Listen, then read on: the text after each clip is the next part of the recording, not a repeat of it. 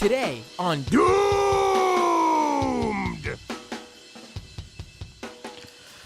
I gotta be honest with all of you. I got a bit of a headache today.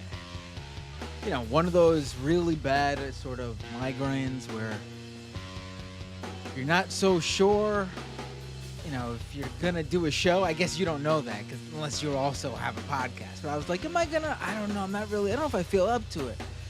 But I gotta say, the headache that I have is still nowhere near the headache that this latest news that we will cover on today's show is probably giving some right-wing influencers. Hello, everybody. Welcome to Doomed with Matt Binder. I'm not lying about that headache, but I'll be fine. Let me pull myself up on the feed. I do have a bit of a headache. One of those ones where it's distracting. But like I said, who else is probably distracted by a pretty bad migraine or headache-like symptom right now, and that's someone like Dave Rubin, or someone like Benny Johnson, or even Tim Pool, because I was not gonna cover this. Breaking news today. So this just came out today, literally a few hours before I'm live tonight, September 4th, Wednesday, September 4th, 2024. It's 9:45 p.m. Eastern Time exactly.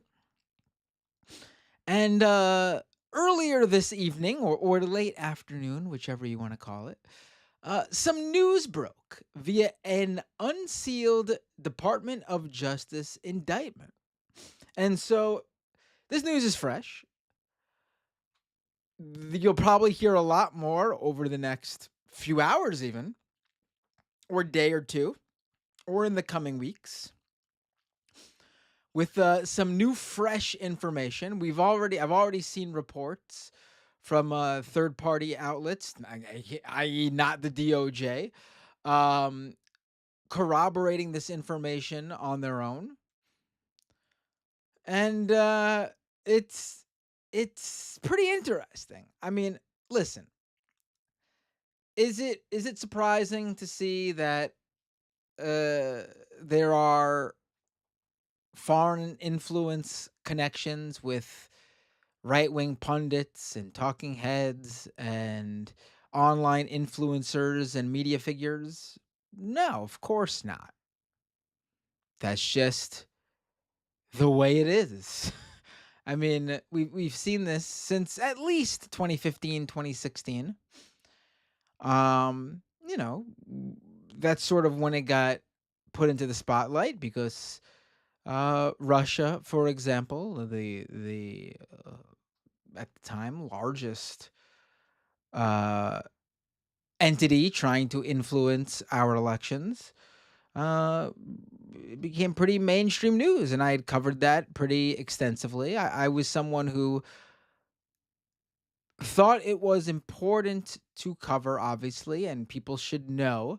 But at the same time, I was one of those people that pushed back in terms of I think what I don't like is people who, and this is a lot of the coverage, who act like the American figures who are involved in these foreign influence campaigns wouldn't have had these opinions if they had not been tricked by the foreign influence. And I think that's bullshit. I mean, there's a reason why foreign influence campaigns latch on or target certain individuals, and that's because they know that those are individuals who are their brethren already, and that they can use them to further spread their message. These aren't people being duped into the opinion. And I think this is a good example of that. Let's dive right into this. Let's go right into the DOJ unsealed indictment. I'm not going to read the whole thing. It's like 32 pages. That's not. But there are, at least I want to read the introduction. and then some bullet points, some important information, some sort of standout info. So let's start with this, right? Let's pull this up on the feed so you guys can read along. It's I don't know how good the visual will be, but it's there for you to follow along. Maybe I could zoom in a bit. Let's see. All right, there we go. All right, that looks a lot better for you guys at least. All right, let's dive right in. All right, so the DOJ. Where's the? Hold on. Let's pull this up here.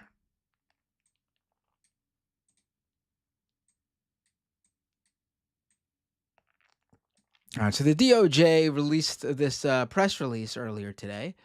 Two RT employees indicted for covertly funding and directing U.S. company that published thousands of videos in furtherance of Russian interests. And the press release is a good way to sort of get the the summary, the lowdown, and we'll obviously go further into it with the actual unsealed now indictment.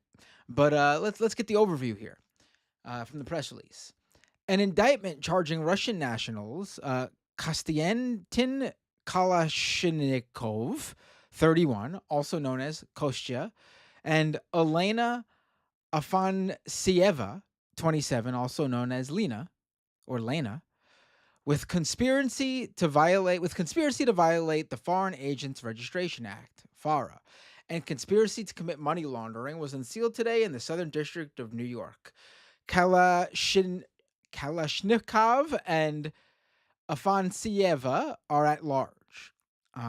So Attorney General Merrick Garland was out with a statement that Justice Department has charged two employees of RT, a Russian state-controlled media outlet, in a $10 million scheme to create and distribute content to U.S. audiences with hidden Russian government messaging. The Justice Department will not tolerate attempts by an authoritarian regime to exploit our country's free exchange of ideas in order to covertly further its own propaganda efforts, and our investigation into this matter remains ongoing. So,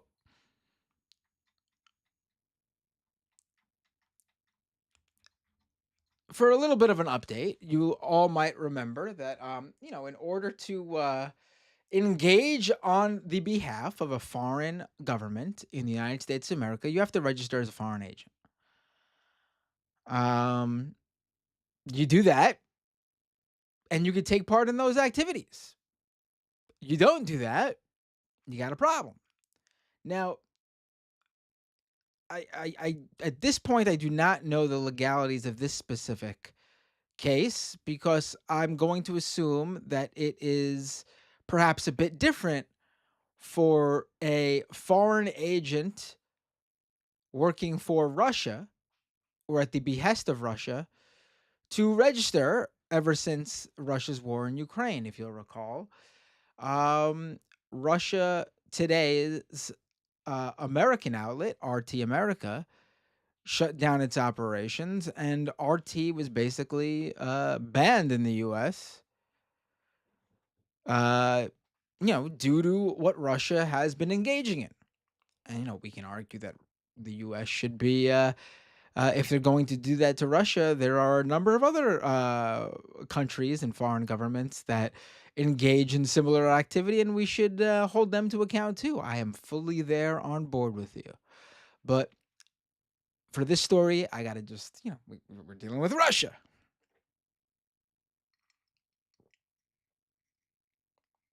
So the Justice Department is alleging that a U.S. media company was being funded by RT, Russia Today, employees. Seems like at least $10 million. They called it a $10 million scheme. Attorney General Merrick Garland's quote: according to the court documents, RT, formerly known as Russia Today, is a state-controlled media outlet funded and directed by the government of Russia. Over at least the past year, RT and its employees, including Kalashnikov and Afansieva, deployed nearly 10 million to covertly finance and direct a Tennessee-based online content creation company. In turn, the US company published English language videos on multiple social media outlets, including TikTok, Instagram, X, and YouTube. Since publicly launching in or about November 2023, US company has posted nearly 2,000 videos that have garnered more than 16 million views on YouTube alone. Many of the videos posted by US company contain commentary on events and issues in the US such as immigration, inflation, and other topics related to domestic and foreign policy. While the views expressed in the videos are not uniform, most are directed to the publicly stated goals of the government of Russia and RT to amplify domestic divisions in the United States. So let's dive into those court documents. This is the introduction of the now unsealed indictment. RT, formerly known as Russia Today, is a state controlled outlet funded and directed by the government of Russia after Russia invaded Ukraine, like I said earlier. In February 2022, RT was sanctioned, dropped by distributors, and ultimately forced to cease formal operations in the United States, Canada, the United Kingdom, and the European Union. In response, RT created, in the words of its editor in chief, an entire empire of covert projects designed to shape public opinion in Western audiences. The RT's editor in chief is on record. Like I've seen the interview where she says that. Like it's not like they have to look hard and that was leaked to them. That's a quote that she said in a videotaped and uploaded interview or sort of speech. One of RT's covert projects, as described herein, is its funding and direction of a Tennessee-based online content creation company. So I already read this part about Kostya and Lena from the summary, so we could skip ahead a bit. They deployed nearly $10 million, laundered through a network of foreign shell entities to covertly fund and direct U.S. company using multiple fake personas. Afanasieva edited, posted, and directed the posting by U.S. company of hundreds of videos. Many of the videos published by U.S. company contain commentary on events and issues in the United States. I mentioned them before: immigration, inflation, etc., etc. The views are not uniform but the subject matter and content of the videos are often consistent with the government of Russia's interest in amplifying U.S. domestic divisions in order to weaken U.S. opposition to the core government of Russia interests, such as its ongoing war in Ukraine.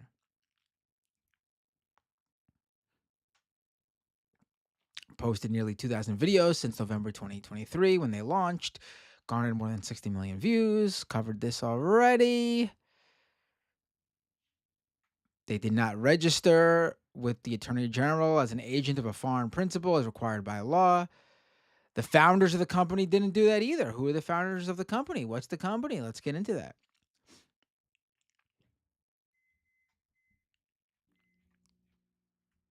So,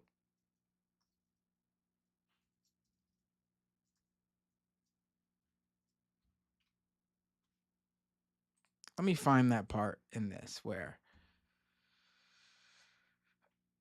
they discuss the company because it's not up top.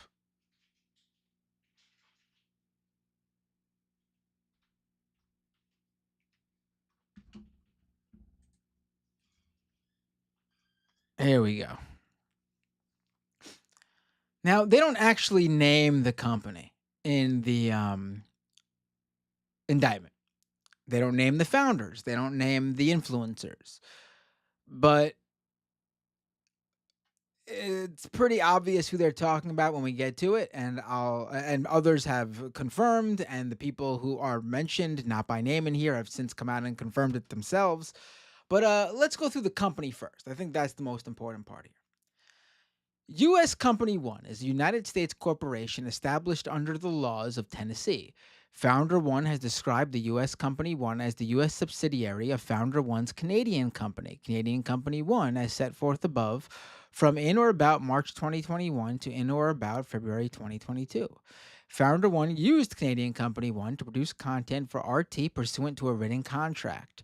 Founder One incorporated U.S. Company One on or about January 19th, 2022, and applied with the Tennessee Department of State to transact business under its current operating name, which Company One uses on its website and social media channels on or about May 22, 2023. On its website, U.S. Company One describes itself as a network of heterodox commentators that focus on Western political and cultural issues, and identifies 6 commentators, including Commentator 1 and Commentator 2, as its talent.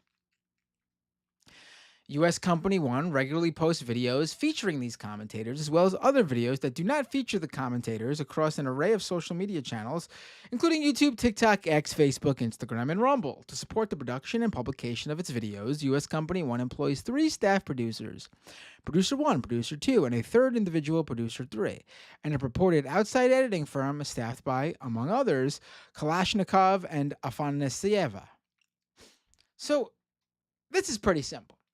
If on its website, U.S. Company One describes itself as a network of heterodox commentators that focus on Western political and cultural issues, you just got to highlight that slogan that it uses, and you search it,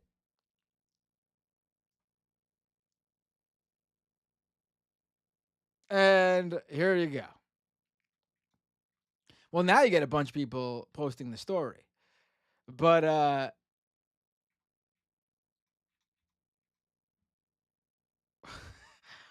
but the story, because people are now talking about this indictment. But previously, you just get information about Tenet Media.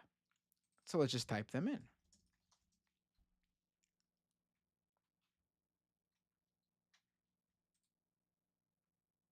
Tenet Media. Who do we see right here up top? Um, Going left to right, you see Betty Johnson, Lauren Southern, Dave Rubin, Tim Pool, and 2 other guys whose names I forget, but let's see who they are: Taylor Hanson and Matt Christensen. Hmm.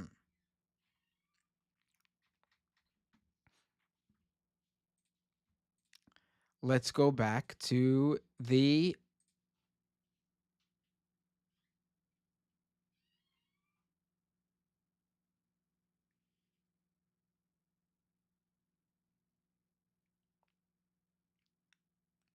Let's go back to the indictment.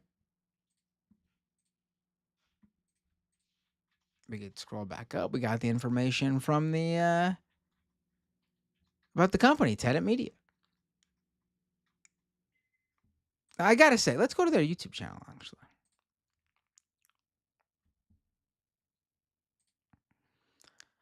so they were posting up until 8 hours ago.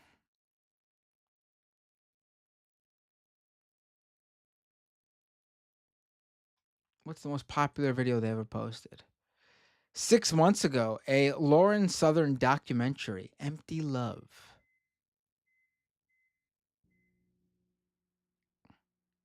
And that's by far their biggest video. The second is another Lauren Southern video with about little less than 20% of the views of their most popular video. And it's a video about Great Replacement. Beautiful. We got a Tim Pool video with 120,000 views. It's a few Tim Pool videos. Oh, Tim Pool hosted his Culture War podcast here. Interesting. Streamed just 5 days ago. Hmm. Got Benny Johnson clips. He streamed here too. The quartering is over here. Interesting. Oh, that's the quartering on Tim Pool's podcast. Hmm. Got their RNC coverage. All right, well, let's go back to the indictment. I will say I heard of Tenet Media when people like Tim Pool and Benny Johnson announced that they were partnering with this new social media not social media, this new right-wing media outlet. And I was wondering, why is someone like Tim Pool partnering with these guys? Like, at the time, I mean, this is now almost a year into it, and they've certainly got more subscribers than me, and their view count. Well, some of their views don't get more than me, actually. For example, this Matt Christensen guy doesn't seem to get more views than me.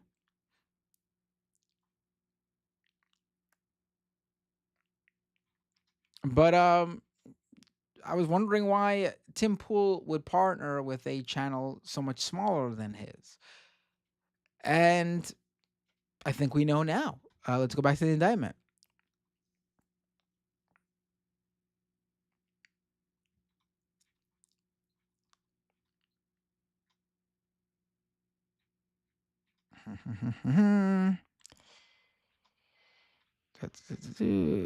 Okay. Kalashnikov. Oh, and by the way, Founder 1 and 2, by the way, now that we know it's Tenet Media, Founder 1 and Founder 2 are Lauren Chen, another right-wing influencer who works with Talking Point USA. That's what's his face? Charlie Kirk's organization, and her husband. That's Founder 1 and Founder 2.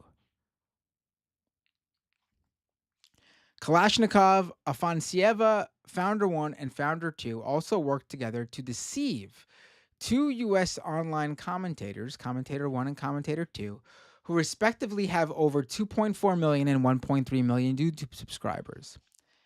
Now, it appears like they are talking about Dave Rubin and either Tim Pool or Benny Johnson. I mean, all three are involved. But this right here is talking about two of them. It looks like Dave Rubin and Tim Pool. And Tim Pool has put out a statement saying that he had no idea about this and that he was contracted. It was like a partnership just to basically host his podcast's live stream on their channel. And you know what? Based on what we know from this indictment, they even say they were deceived. I believe it.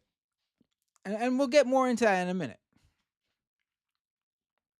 Founder 1 and Founder 2 contracted with Commentator 1 and Commentator 2 to produce videos using Commentator 1's and Commentator 2's own name and leveraging their existing audience for license and publication by U.S. Company 1. The two RT employees and the founders of Tenet Media worked together to mask U.S. Company's true source of funding. RT, by falsely portraying to Commentator 1 and 2 that U.S. Company 1 was sponsored by a private investor named Edward Gregorian. Oh, that's a pretty fake sounding name. Edward Gregorian. In truth and in fact, Gregorian was a fictional persona.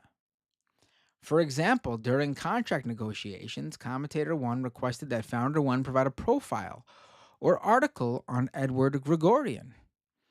In response, Founder 1 sent Commentator 1 a one-page profile provided to Founder 1 by another fictional persona purporting to represent Edward Gregorian, falsely describing Edward Gregorian as an accomplished finance professional who has held various positions in Brussels and France at a multinational bank, including Director of Private Banking Division and Wealth Management. After receiving the fictitious profile, Commentator 1 agreed to work with U.S. Company 1 and produced approximately 130 videos that were published on U.S. Company 1's platform. I'm sorry. The Edward Gregorian thing is so fucking funny.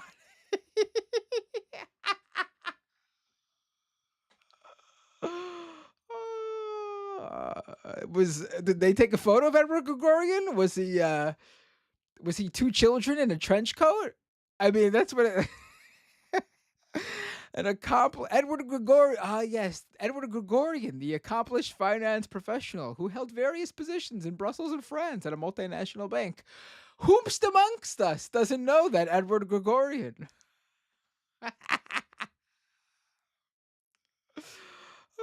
Oh my god. I gotta say, I missed that part when I first read through this because I was too busy just diving into. We'll get to the next part. I was trying to find out how much money exchanged hands. That's what I was focusing on. I missed this Edward Gregorian part in my first read through this. Edward Gregorian.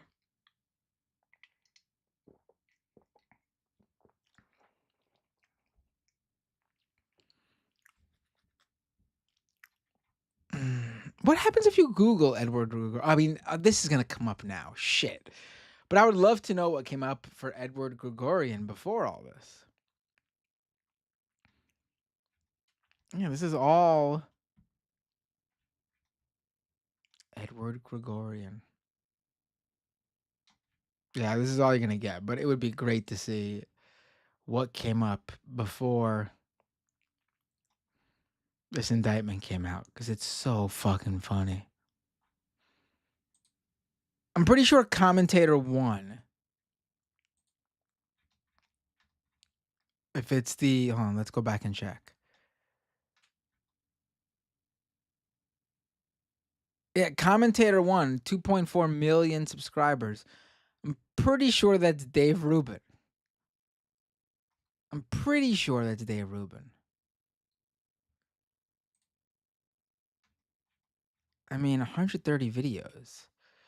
But I don't see Rubin here as much as I see Tim Pool or Benny Johnson. So is Dave Rubin the 2.4 million? Tim Pool has so many channels. How many? Is this his main one? Yeah, this is his main one, right? Timcast IRL, right? That has 1.3, but what are his other channels? No. So this has got to be Dave Rubin they're talking about here. So where the fuck are these 130 videos that Rubin produced for them?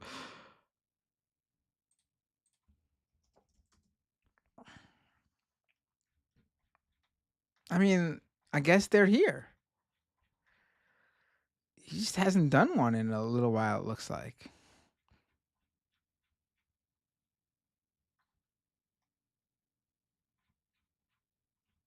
But that's so funny. Edward Gregorian, that accomplished finance professional who held various positions in Brussels and France at a multinational bank.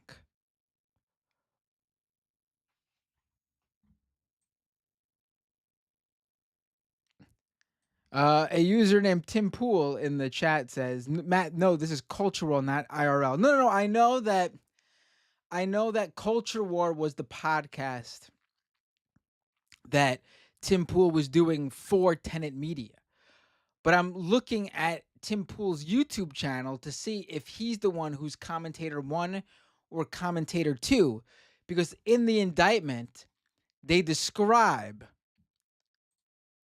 commentator 1 as having 2.4 million subscribers and commentator 2 as having 1.3 million subscribers.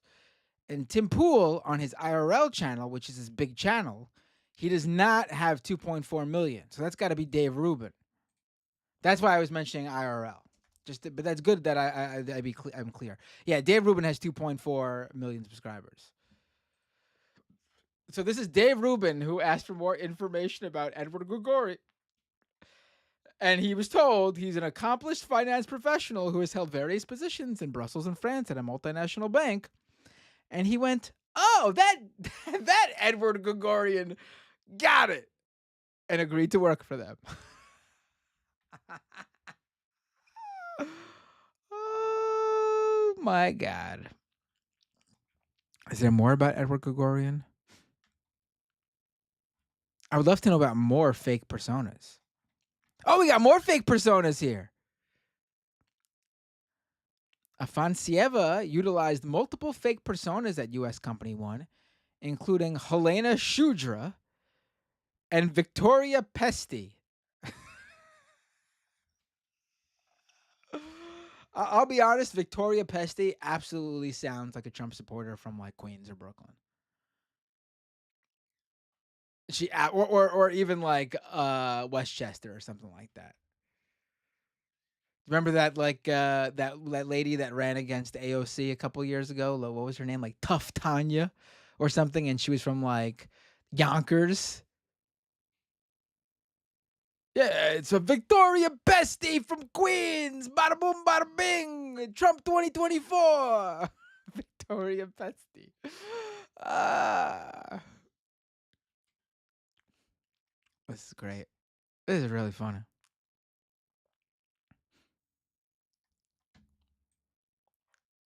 All right, so there's another part here that I wanted to. All right, here we go. Where is this? This is more about the Edward Gregorian thing. Oh, they got the thing about Edward Gregorian. Oh my God, this is the fake Edward Gregorian profile.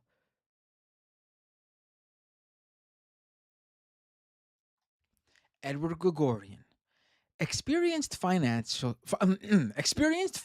professional and investor, deeply engaged in business and philanthropy,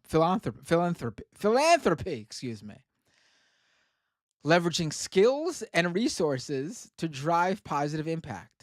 Leveraging skills. What skills?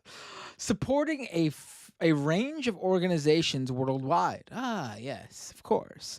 With a dynamic presence mainly in Brussels and London, engaging in personal and professional pursuits in each location with a focus on poverty alleviation, championing free speech, and advocating for social justice causes.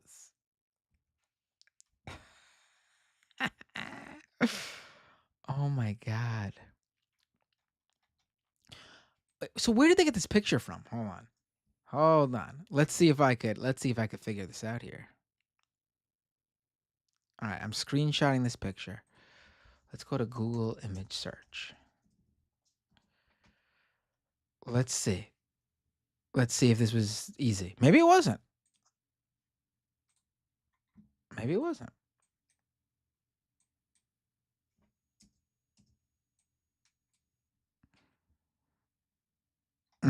All right. So it's not immediately clear here where this is from.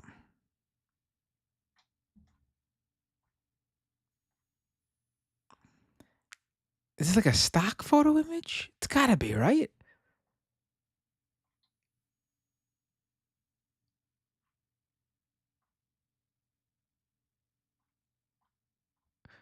We gotta find this original image.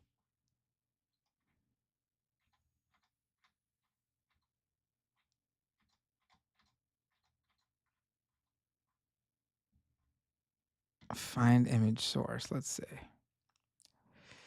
No, that's not exactly it, unfortunately.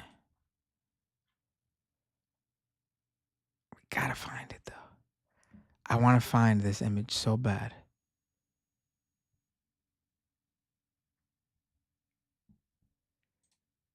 It could be an AI. It looks a little bit too good to be AI.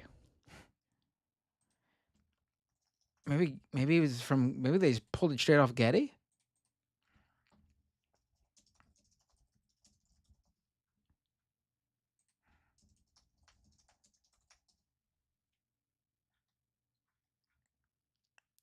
It's pretty. Some of these are pretty close.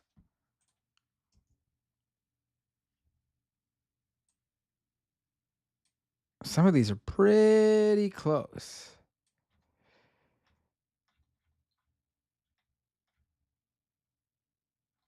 Is that him? No, that's not the guy. Although it looks close to the guy. His face is blurred out. Looks more like the singer of Linkin Park. R.I.P. We gotta find this guy. All right. Well, I'm not gonna bore you with just looking through Getty Images, but I am. I mean, it seems very obviously a stock photo of some sort.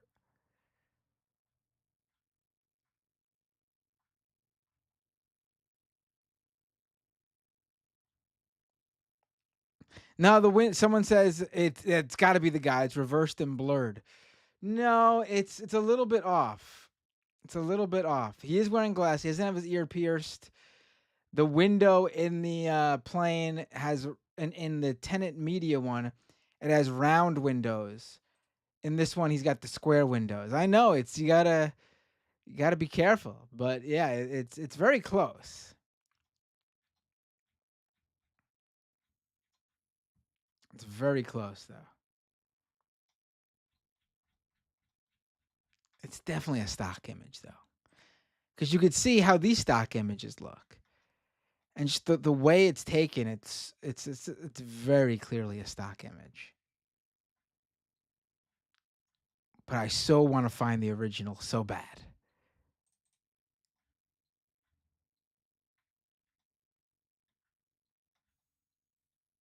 Is this the guy? No.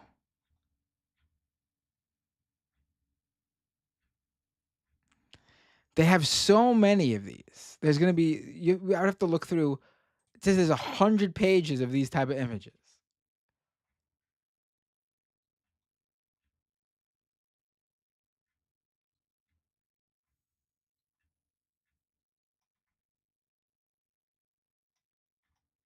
No, these all look close, but they're not exactly it. Edward Gregorian, where are you? All right, again, this is not exactly riveting audio, so we'll have to I'll have to do this on my own time. But oh my god, every time I scroll, I feel like we got a potential match. All right, I gotta stop. This is addicting. Actually, I could just scroll through this all day until I come across Edward Gregorian's original stock image. All right, all right, all right. So this is the part I wanted to get to here. All right,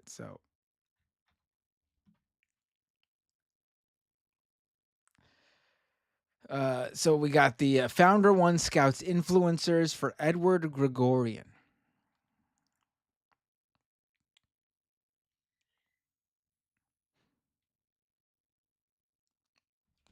So it seems that Founder One's first task was to find a personality that could serve as the face of the channel. For the right candidate, we're willing to pay around 1 to 2 million per year. Fuck. I will do this. I will be the face of Tenet Media for 1 to 2 million per year. In fact, I'll do it for half that. For 500K to 1 million per year, I will be the face of Tenet Media.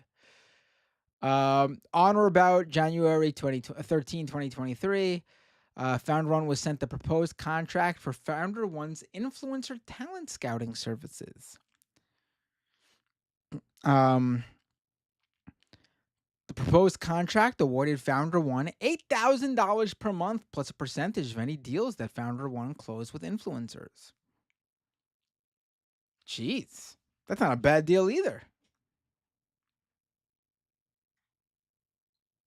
I will find you right wing commentators. I will send you right wing commentators for $8,000 a month.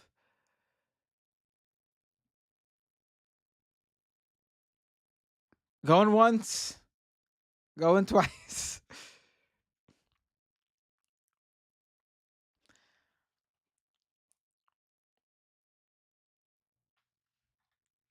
All right. Let's get to so Founder One reached out to Commentator One. With respect to Commentator 2, I think that's Tim Pool.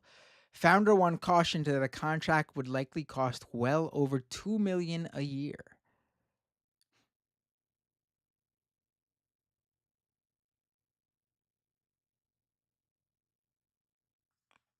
Persona One responded that Mr. Gregorian was okay with, which by the way they misspelled, was okay with over 2 million as long as we get the right person on board under the right conditions. Hmm. Founder One advised that Commentator One said it would need to be closer to 5 million yearly for him to be interested. And that Commentator 2 said it would take 100 per week, 100K per weekly episode to make it worth his while. Fuck, guys. You know what? What am I doing here? What am I doing? You know what? Guys, next week I am launching my brand new podcast called The Anti-Woke Brigade. And I am doing nothing but covering woke video games and complaining about them. I will be focusing strictly on woke Star Wars spin-offs and complaining about them. I'm going full throttle, guys. 5 million a year or 100K per weekly episode.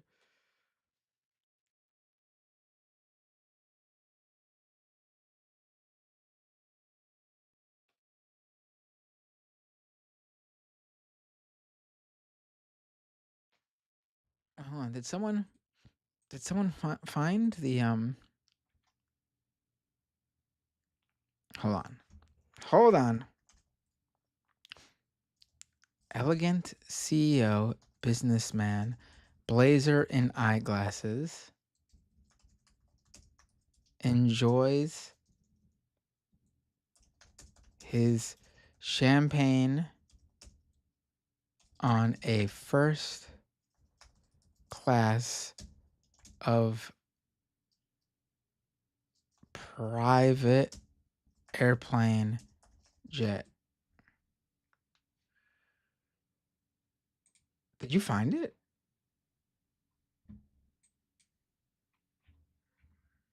No, well, it just sent me to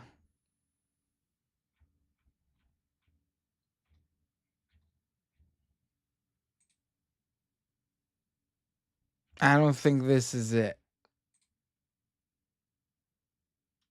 No, looks close. That's the guy who looks like Chester from Lincoln Park, R.I.P. But that's not him. It's close. Let's get back to this incredibleness. All right. Hold on, I got ahead of myself here. Where are we going? 5 million a year, 100K per weekly episode. Holy shit! I mean, this is how they do it, right? This is huge money, guys.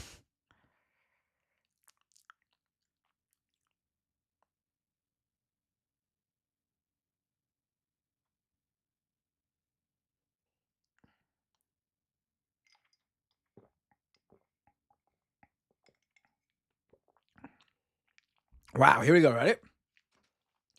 Founder One, who I believe is Lauren Chen, cautioned that from a profitability standpoint, it would be very hard for Viewpoint, which was the first name of Tenet Media, to recoup the costs for the likes of Commentator 1 and Commentator 2 based on ad revenue from web traffic or sponsors alone. Despite the warning that the commentators would not be profitable to employ, Persona 1 informed Founder 1 that we would love to move forward with Commentator 1 and 2. Jeez. Oh, here's Tim Pool again. Founder 1 sent an email introducing Commentator 2 to Edward Gregorian. Persona 1 and 2. Those are the RT people. The parties arranged a call between Commentator 2 and Edward Gregorian, which took place on or about February 22nd, 2023. So who the fuck did Tim Pool talk to? Tim Pool! I know you're not watching, but I'm going to reach out to you. I want to know about that phone call. Who did you talk to? What did Edward Gregorian sound like?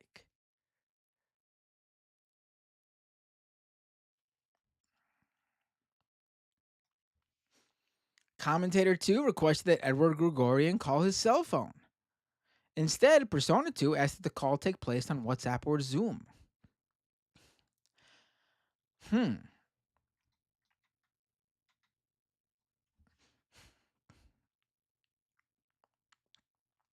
Founder 1 spoke with Commentator 2, who is happy with the licensing agreement that was discussed. So that is definitely Tim Pool, because he's the one who claimed in his statement that he licensed the Culture War podcast to Tenet Media.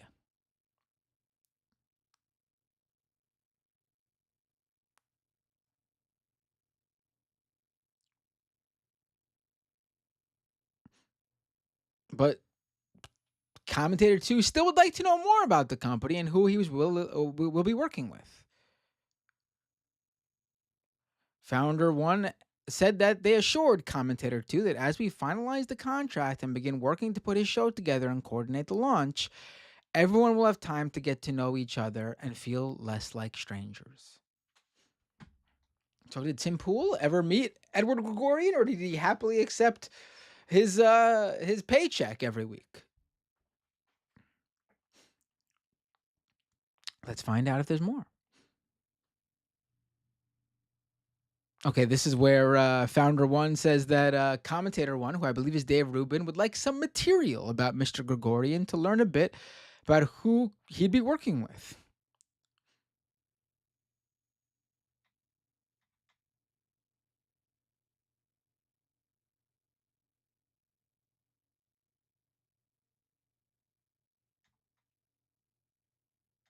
Jeez.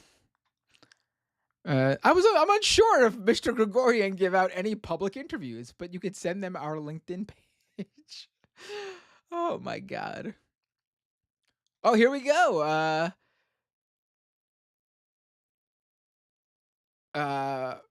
Founder 1 so apparently the founders don't know that Edward Gregorian's real or not either. Founder 1 performed Google searches for Edward Gregorian. Neither Google search returned any results for a person by that name.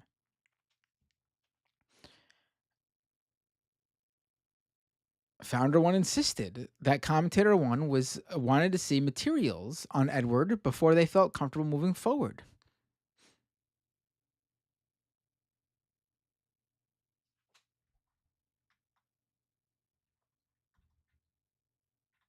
That's so funny. I'm sorry. And they sent the profile, which is the Edward Gregorian profile with the guy sitting in his private plane looking out a window.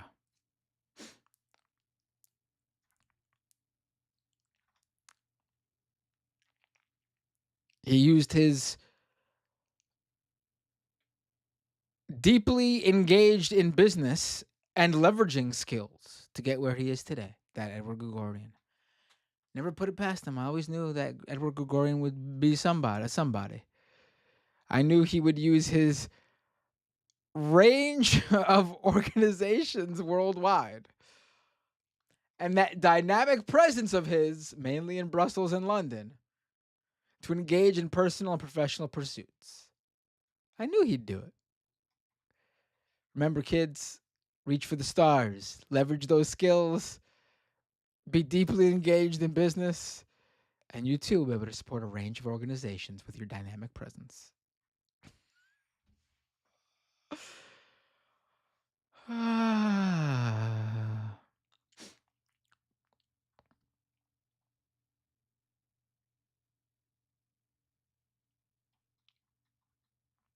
right, let's go to this next part. Hold on, don't need to hear about the DOJ checking into Edward Gregorian's work history.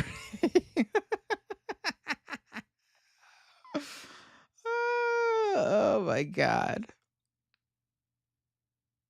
Oh my god, this is so funny. How did I miss this? Founder One transmitted the Edward Gregorian profile to Commentator One to persuade Commentator One to perform work on behalf of Edward Gregorian. However, Founder One reported to the RT employees that Commentator One, presumably Dave Rubin, had a problem with the profile we sent over, specifically the reference to social justice.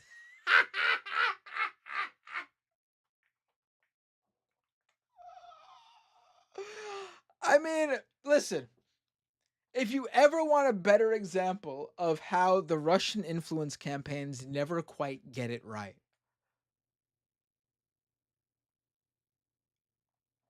this is a perfect example.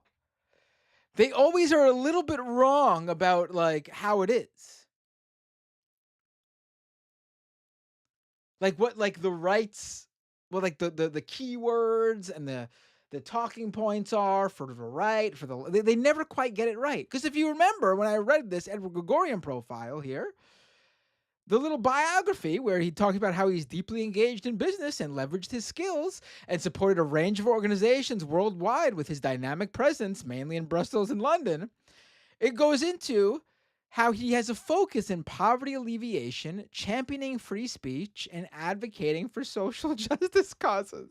This is a fake guy. Remember, this is a fake guy. Russia just made this shit up.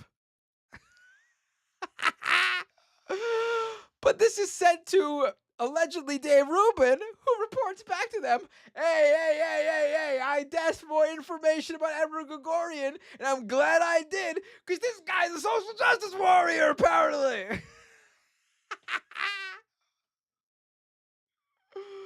This is so fucking funny. Edward Gregorian was literally going to give these guys millions of dollars. And they're like, whoa, whoa, whoa, whoa, whoa, whoa, whoa, whoa. Do I smell a liberal?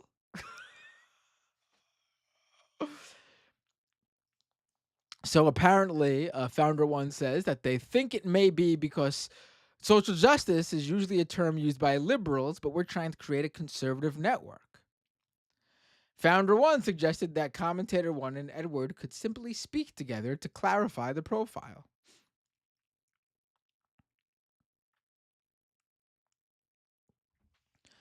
On or about June 2023, June 2nd, 2023, Edward Gregorian circulated an email to Founder One and to Commentator One's assistant, scheduling a Zoom meeting for 5 p.m. Paris that day. Ooh.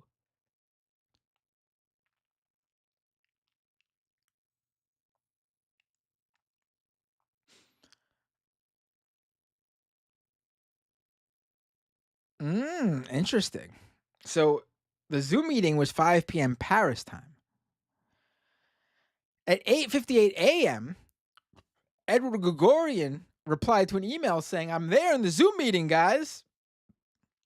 But it was only 3:58 in Paris.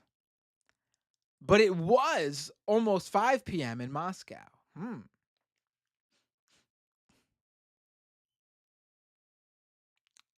2 minutes later, Edward Gregorian performed a Google search for time in Paris, then replied to his email saying, "Sorry, wrong hour. Didn't sync the calendar."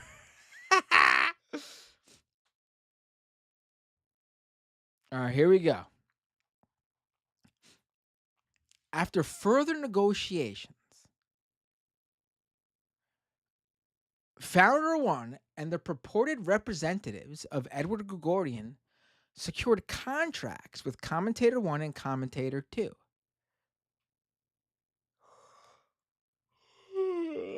Excuse me. Jeez, I didn't realize I've been doing this for an hour.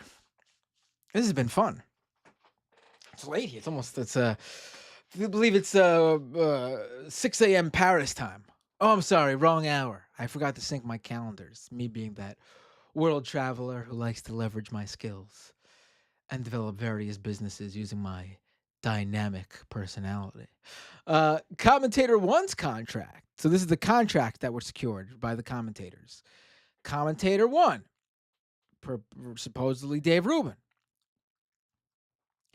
which was between his production company and Tenet Media, provided for 4 weekly videos to be hosted by Commentator One and live streamed by Tenet Media in exchange for a monthly fee of $400,000 plus a $100,000 signing bonus and an additional performance bonus. Commentator One's production company agreed that any and all content created under this agreement shall be the property of Tenet Media. $400K for 4 weekly videos. So I do the 2 weekly streams, this and Leftist Mafia. I'm also a guest in the Majority Report, but that's we'll throw that in the contract. So I do 3 weekly streams. I would wager I make what percent would that be? Hold on. What percent?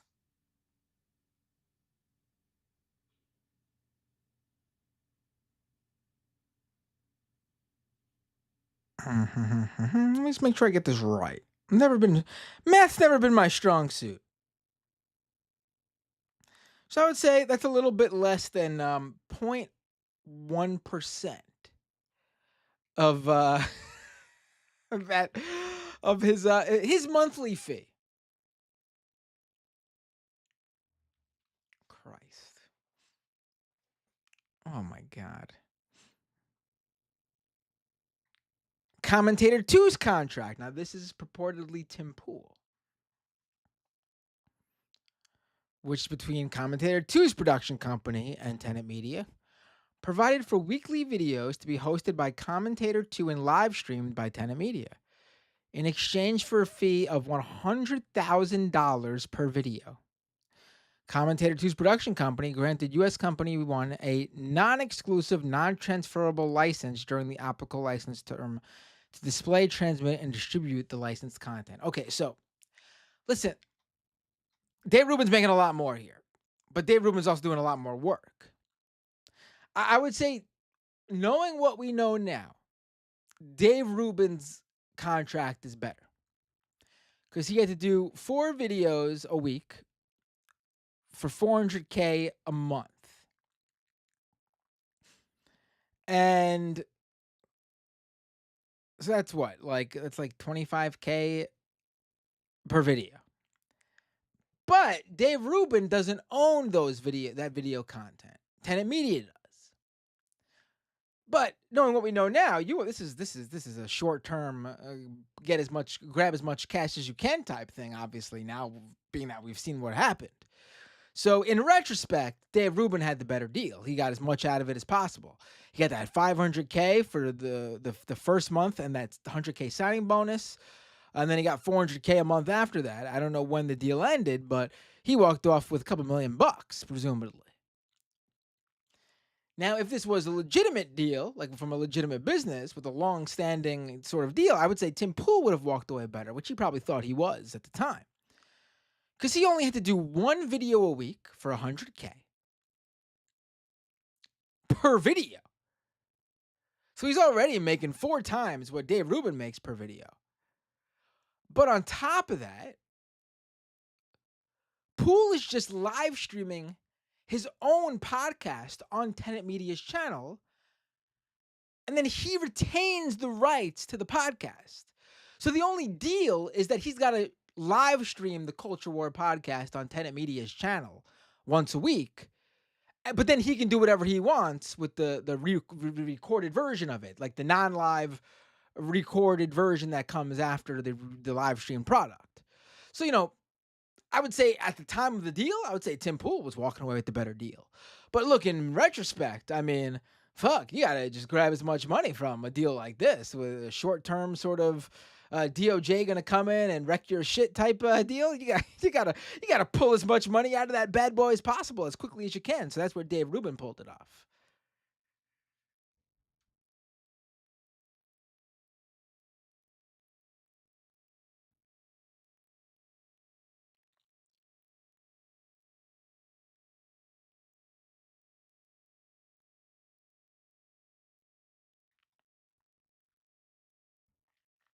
This is this is really interesting stuff and incredible stuff.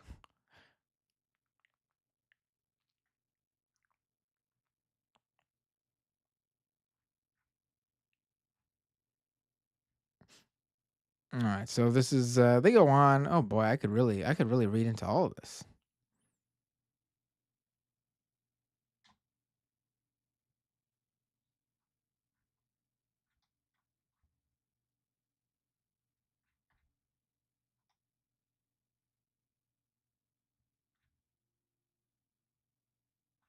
They use Discord to send over their invoices.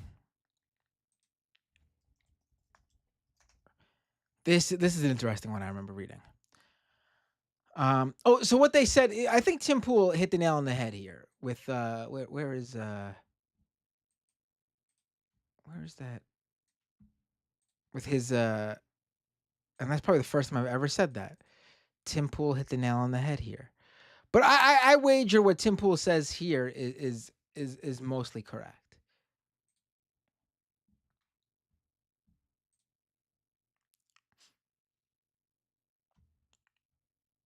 The Culture War podcast was licensed by Tenet Media. It existed well before any license agreement with Tenet, and it will continue to exist after any such agreement expires. The only change with the agreement was the location of the live broadcast moved to Tenet's YouTube channel. Never produced any content for Tenet Media. Never at any point did anyone other than I have full editorial control of the show, and the contents of the show are often apolitical. Examples include discussing spirituality, dating, and video games. And you know what? I believe him here because looking at the content too, that mostly seems to be right. And that's the thing though. They didn't go to and I'll get into the type of content they were pushing, but they didn't go to Dave Rubin and Tim Pool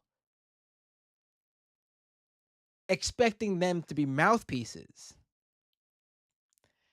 They wanted them for the cachet that they brought the channel. Like the role of Tim Pool and Dave Rubin, I mean, they already view them as people who align with them naturally. Their conservative viewpoints, likely some of their takes on the Ukrainian Russia-Ukraine war. I mean, that's they don't need to send them that stuff. It's already in alignment.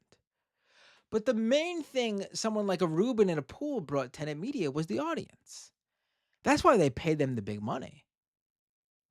They didn't pay them the big money to go out there and overtly push Russian propaganda. They knew they wouldn't get them to do that. They couldn't get them to do that. But they didn't need them to do that. They just needed them to be themselves on the channel, which would have other videos promoting Russian propaganda. Because the value in Rubin and Pool for Tenet Media and the Russian foreign influence campaign was their audience and their influence. And so, what's the type of stuff they push? Now, here's where it gets fun. So, the two RT employees were sending videos to Tenet Media to just publish. And these were probably the videos that were more overtly pushing Russian propaganda. And one such video is right here. On or about February 15th, 2024, Afan Asieva, as the fake personality Helena Shudra, shared with Tenet Media a video of a well-known U.S. political commentator visiting a grocery store in Russia. A well-known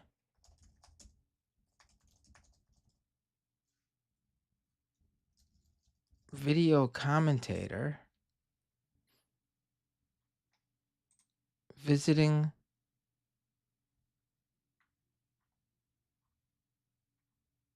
Uh, hmm. What?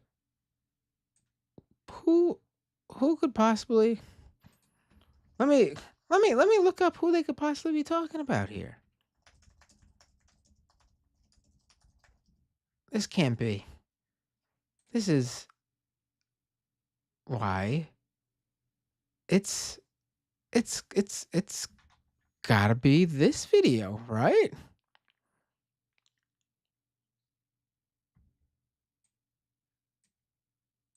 Hold on, I'm pulling it up. 1 second.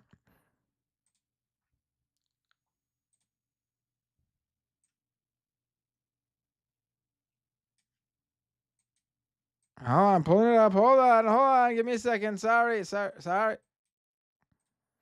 gotta be this video. If you'll recall, Tucker Carlson.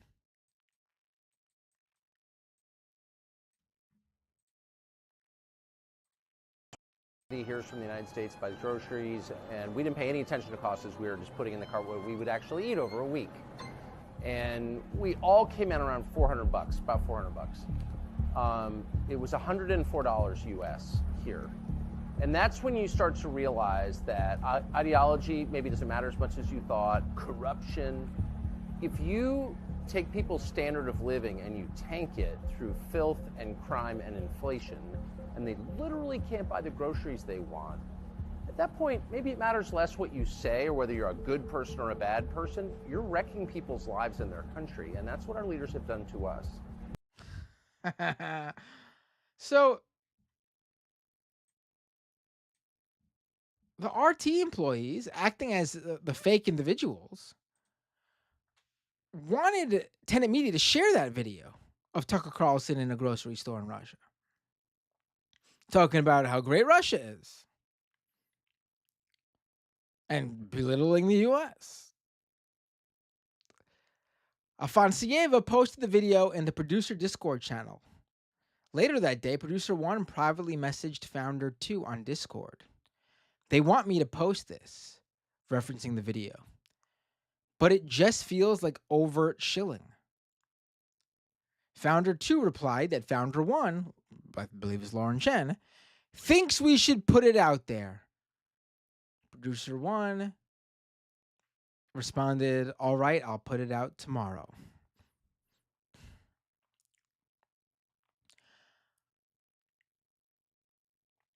Another example, in March 2024, as Helena Shudra Afansieva shared in the producer Discord channel, a terrorist attack on a music venue in Moscow. Producer 1 privately messaged founder 1, writing, I don't know if you saw it, but they want me to post some footage from an attack in Moscow today. There's a watermark in the middle of the page that's blurred, which looks bad, and it's also pretty graphic. You can see people getting shot, albeit from far away. Founder 1 did not push back on the content of the clip, but replied in the producer Discord channel, I'm not sure it's a good idea to blur out someone's watermark. Afansieva then assured the group that it's fine, no worries. It falls under fair use. Producer 1 and Producer 2 found a video clip of the attack without a watermark and posted the clip to X.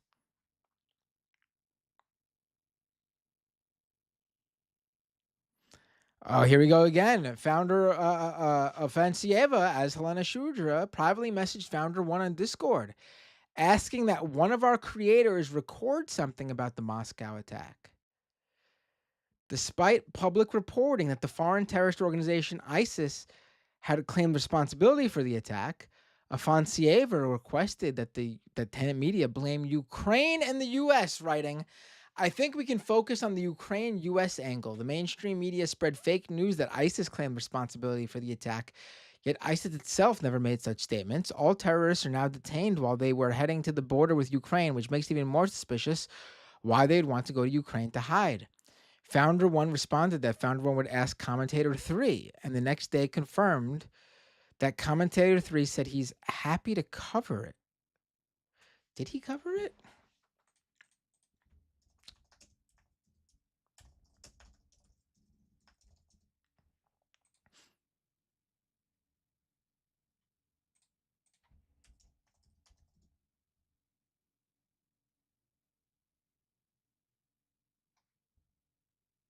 Oh, this is the Tucker one.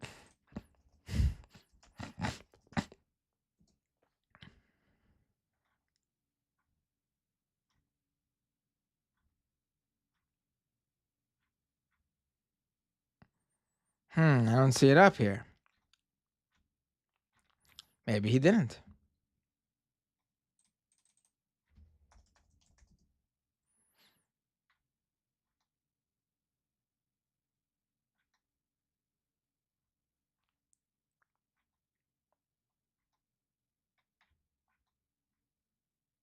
Who is commentator 3, by the way?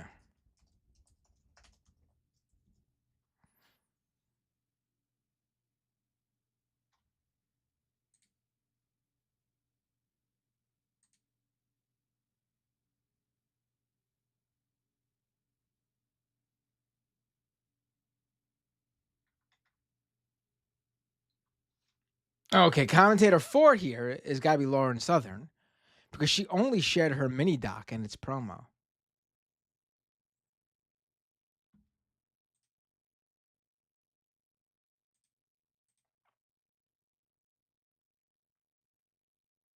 Commentator 3's got to be Benny Johnson.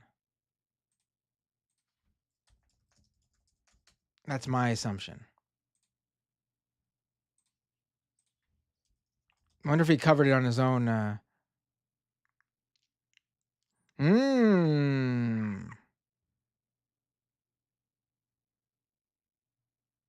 He did cover it on his own channel.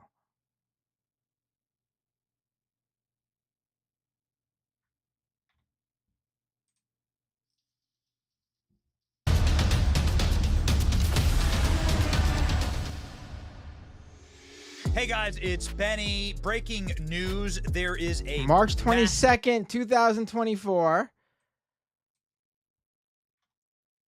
Huh.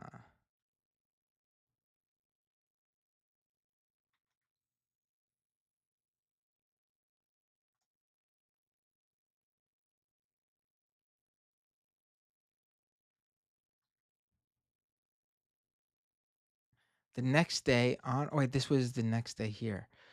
Okay, so he covered it. He might have covered it before they asked.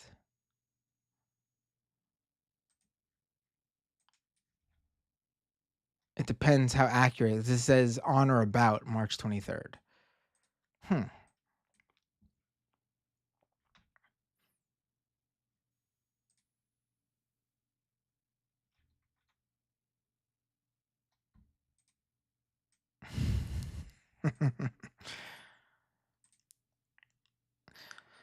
So as time went on, it looks like they asked more and more for the commentators to share stuff. Interesting.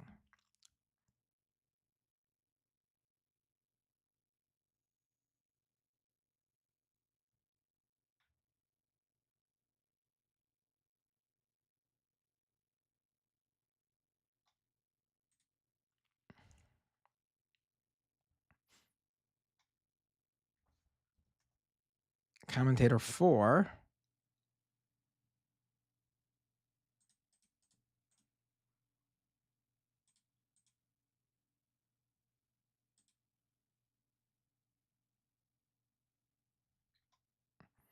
So Afansieva said to Lauren Chen, allegedly, that I do worry that neither commentator 3, Johnson, nor commentator 1, Rubin, shared any raw videos posted on X.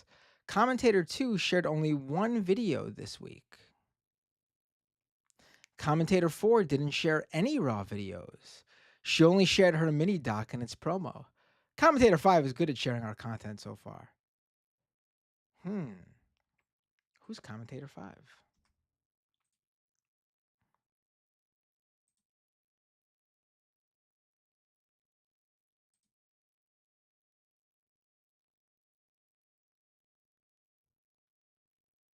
I don't know not much about commentator 5. Probably one of the smaller commentators.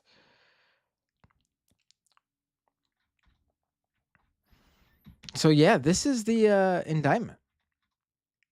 Nothing against Chen and her husband, it appears.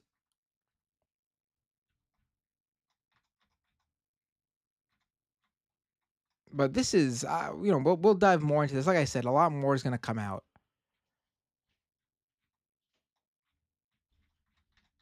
I'm sure of it.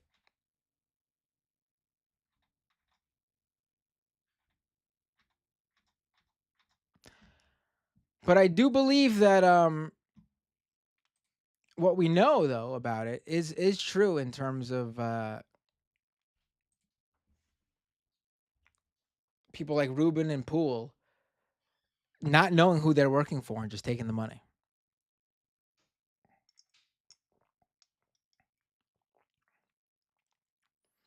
I mean, for Tim Pool specifically, not a bad deal. They're just airing your podcast first, and then afterwards you have the full rights to it. They give you $100K a week to just live stream it on their channel, and then you still own the final product. It's a pretty good fucking deal. The Dave Rubin one, though, in my opinion, he's producing the video specifically for them. It's not a licensing deal like Pool. So I think you have to be a little bit more careful in terms of who you're creating content for.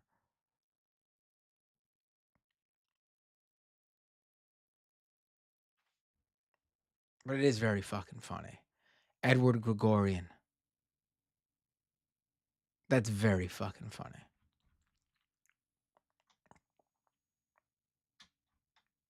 Is there anything else here? Let's see.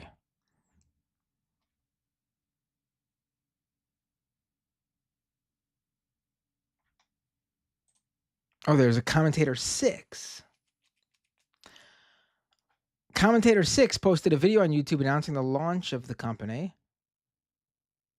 Oh, okay, that's it. All right. And then he had a launch video. So Commentator 5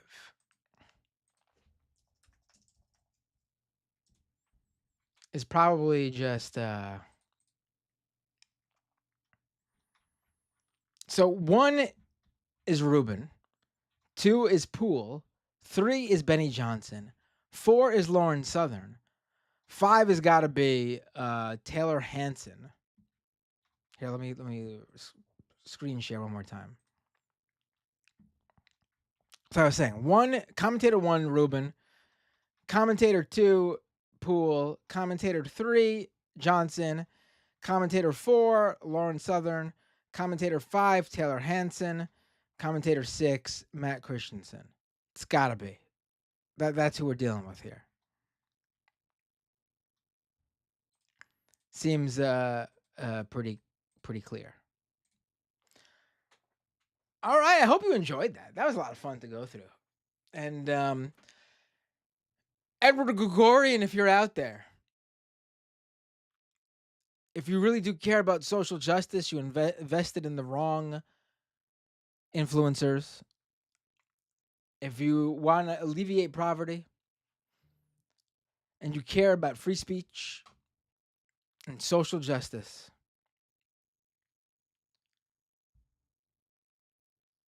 patreon.com/MattBinder. I await your $100,000 per video donation. You can also support this show by going to youtube.com. You can become a member here. You can also drop a super chat. You're welcome to just drop $100K worth of super chats for every live stream too, if you prefer that, Edward Gregorian. Twitch.tv/MattBinder. If you're an Amazon Prime subscriber, you can connect your Amazon account to your Twitch account, and you get a free Twitch Prime subscription every month. If you do that, Sir Gregorian, I'm upgrading you to Sir, by the way, Edward. Edward Gregorian, you only have to give me $99,995 per month in bits, if you'd like. Because your $5 freebie from Twitch, from Amazon, is covering that last $5. Just don't forget to connect your accounts. What else? You can also support this show by oh, I don't know. I don't even know anymore. I'm literally in the middle, and I received a few messages recently from people who oh my god, the super chats are actually rolling in. That was the best thing I've ever done. Thank you, Edward Gregorian. I mean, it's not quite 100K, but uh it's a decent amount of super chats. Thank you. I will read your super chats in just a moment. You get that. You get that. I do. A political troll says Binder needs an Edward Gregorian level monthly patron. I am going to do that. I am going to add the Edward Gregorian level for a cool 100K per month. I will disseminate whatever propaganda you'd like. However, I do have to add the addendum of within the rule of law. I cannot share foreign. I mean, if you give me 100K per month, I will register as a foreign agent for you and disseminate it. But I will do it legally, obviously, and go through the proper procedures. So there's that. The 100K level, the Edward Gregorian level. But I am in the middle of. I was saying I have received a few messages over the past couple weeks. People have noticed that. Oh, Matt, I noticed you haven't updated the freebie podcast feeds. I hope they know I've been doing the shows. And I'll be honest, I was uploading on the freebie podcast feeds a little bit less regularly in order to push people to the live stream and then hopefully push people to becoming members or paid subscribers somehow, whether it be YouTube, Twitch, or Patreon. But then that went from putting stuff out less frequently to not putting stuff out on the public podcast feed for like a month or two now. I did not mean to do that. Life happened, vacation came, but even before that, I told you about my woes with one of my podcast hosts closing, and I had to move my shit. Scam Economy is on a new podcast host. I thinking about moving Doomed there too because they're really great. And in fact, when I reached out for support, one of their support agents just happened to be a fan of the Majority Report. I thought that was really great. They let me know that. Really appreciate that. So I will be probably moving all my podcasts there. But also, I think I've been covering things that don't exactly fit into Doomed and don't fit into Scam Economy. So I do want to launch like a third thing for the streams that like a third podcast feed for the streams that don't fit Doomed or Scam Economy. Just like a straight up news, like this is what's going on this week type podcast. Because that's what I do sometimes when there's not a specific right-wing media thing to cover for Doomed or a tech or crypto thing for Scam Economy.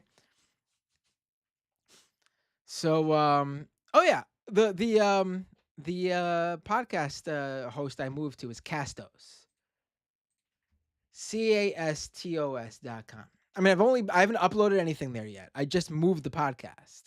So they automatically brought in all Scam Economy's episodes, moved it there. They did that automatically. So far, so good. So far, so good.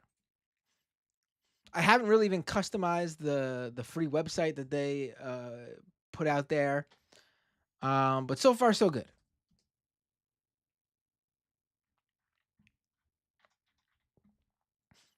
I gotta sit down and do that. But also, I need to launch that newsletter because the rebranding that I mentioned going forward revolves around the same name as the newsletter, and so yeah. So I'm working on it. I'm working on it. So we're in a transition period here on Doomed and Scam Economy. YouTube.com/MattBinder, Twitch.tv/MattBinder. We're in a transition period.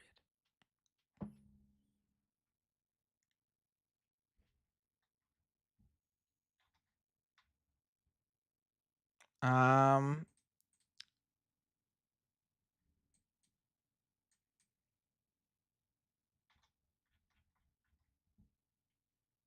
all right, we had a good amount of people watching on YouTube. How about Twitch? We had a good amount of people watching on Twitch. I had no idea. Welcome, everyone. And if you want to support the show without spending a dime, I welcome that too, obviously. Please subscribe to the YouTube channel if you don't already. Just click the subscribe button. That's free. Same with Twitch. You can follow me there. That's free. Twitch.tv/MattBinder, YouTube.com/MattBinder. I haven't been very active on social media aside from YouTube and Twitch lately. I'm looking to change that. I just needed that break. I just needed to step away. So, at Matt Binder on Twitter, Instagram, etc. I'm working on getting fully back in. The kids just started school this week. Things are getting settled back in. I'm hoping that I feel ready to go. I'm getting there. I feel it. I'm feeling it. Oh my God, Roxy, what's going on here? Jesus Christ. Greg says, you heard it here first. Matt Binder said he's transitioning. I am. I'm transitioning. The podcast and the YouTube channel and the show. I'm transitioning. I support anyone transitioning in all the. What is Roxy? I really can't thank you enough. Are you my Edward Gregorian, Roxy? This is insane. So I will read all this before we go to the second half of the show. And when we get to the second half of the show, but I just want to say that Roxy in the YouTube live chat has just given me 3 separate super chats. $100 super chats. Well, technically $99.99 super chats.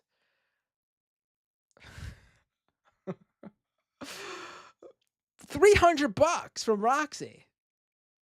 I mean, you are my Edward Gregorian, Roxy. Thank you.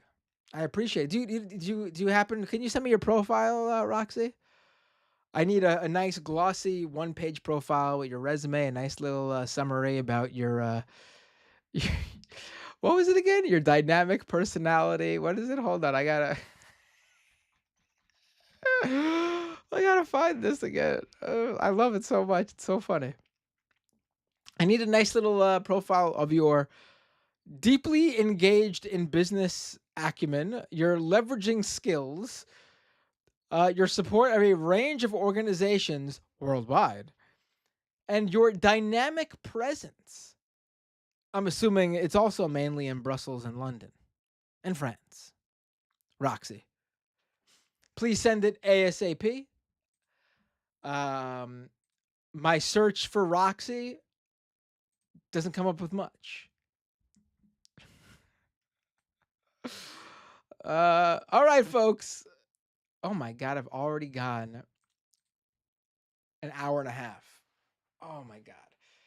All right, let's do a quick 30 to 45 minute second half of the show. Give me a second to refill my drink. Once again, patreon.com/MattBinder, youtube.com/MattBinder, twitch.tv/MattBinder, doomedcast.com, scameconomy.com, at MattBinder everywhere.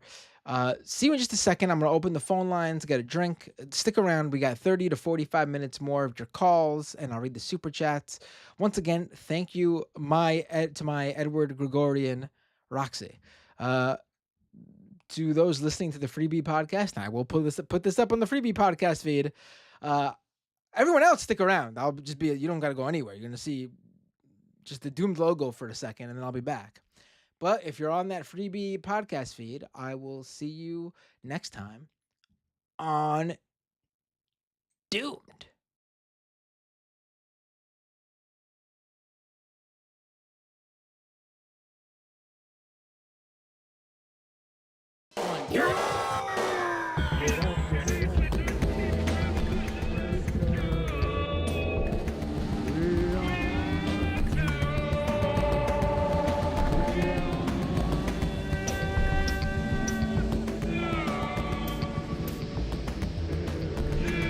Ecological collapse, corporate fascism, corporate journalism, police brutality, voter suppression, austerity economics, education masses, homophobia. On We got our first caller. Hey, what's your name? Where you calling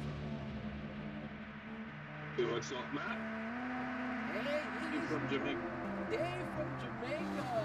How are you doing, my friend? What are we going to talk about today? I don't think you are exactly what you claim you are. I would say you're a conservative. What makes you a liberal? I'm pro-Green New Deal. Are you? Yes, really? Absolutely. No, I have watched the show. I've seen you completely come out and get really mad at Alexandria Ocasio-Cortez for some of the things in the Green New Deal. You mean like free college for black people?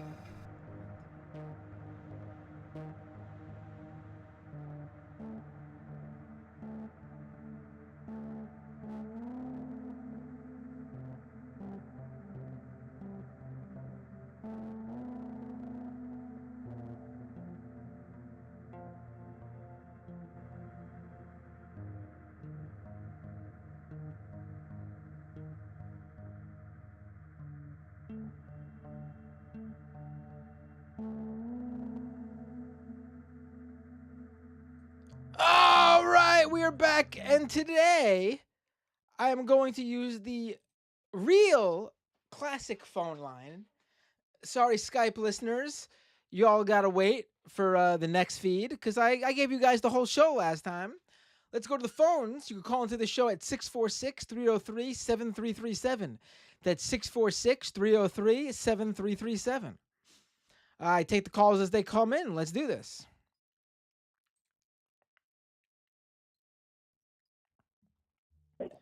Hey, what's your name? Where you calling from? Hey, this is Ren from Oregon. Hey, Ren from Oregon. How are you? What would you like to talk about? I'm doing great today. I wish I could have called you.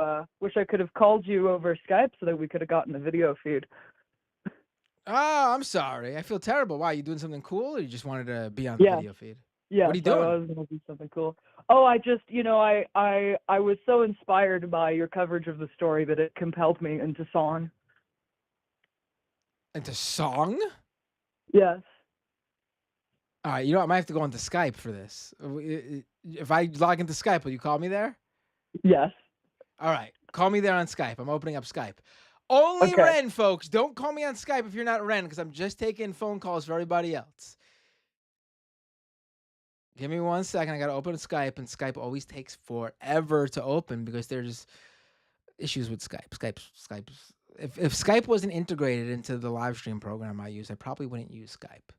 But give me 1 second, folks. Give me 1 second. Oh, you guys are hearing the ringing. Sorry about that. All right, Skype's opening up. Ren should be on here in just a moment. Don't call me on the phone line yet, folks. Let me just get this Ren call in, okay?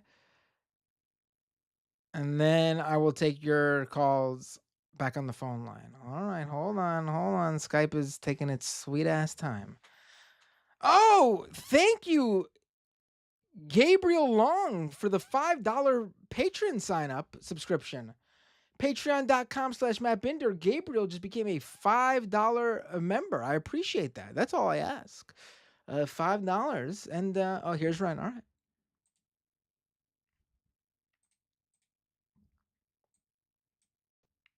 Hello. Hello. The video feed is up, but your video is not showing. What's going on? Oh no, my video Oh, is there not you are. I showing. see you now. Hey, Ren. Okay, I've got this for you. I've got this for you. This is a song about unjust persecution, and I think that what you're doing to Dave Rubin and Tim Pool amounts to unjust persecution. Stop it.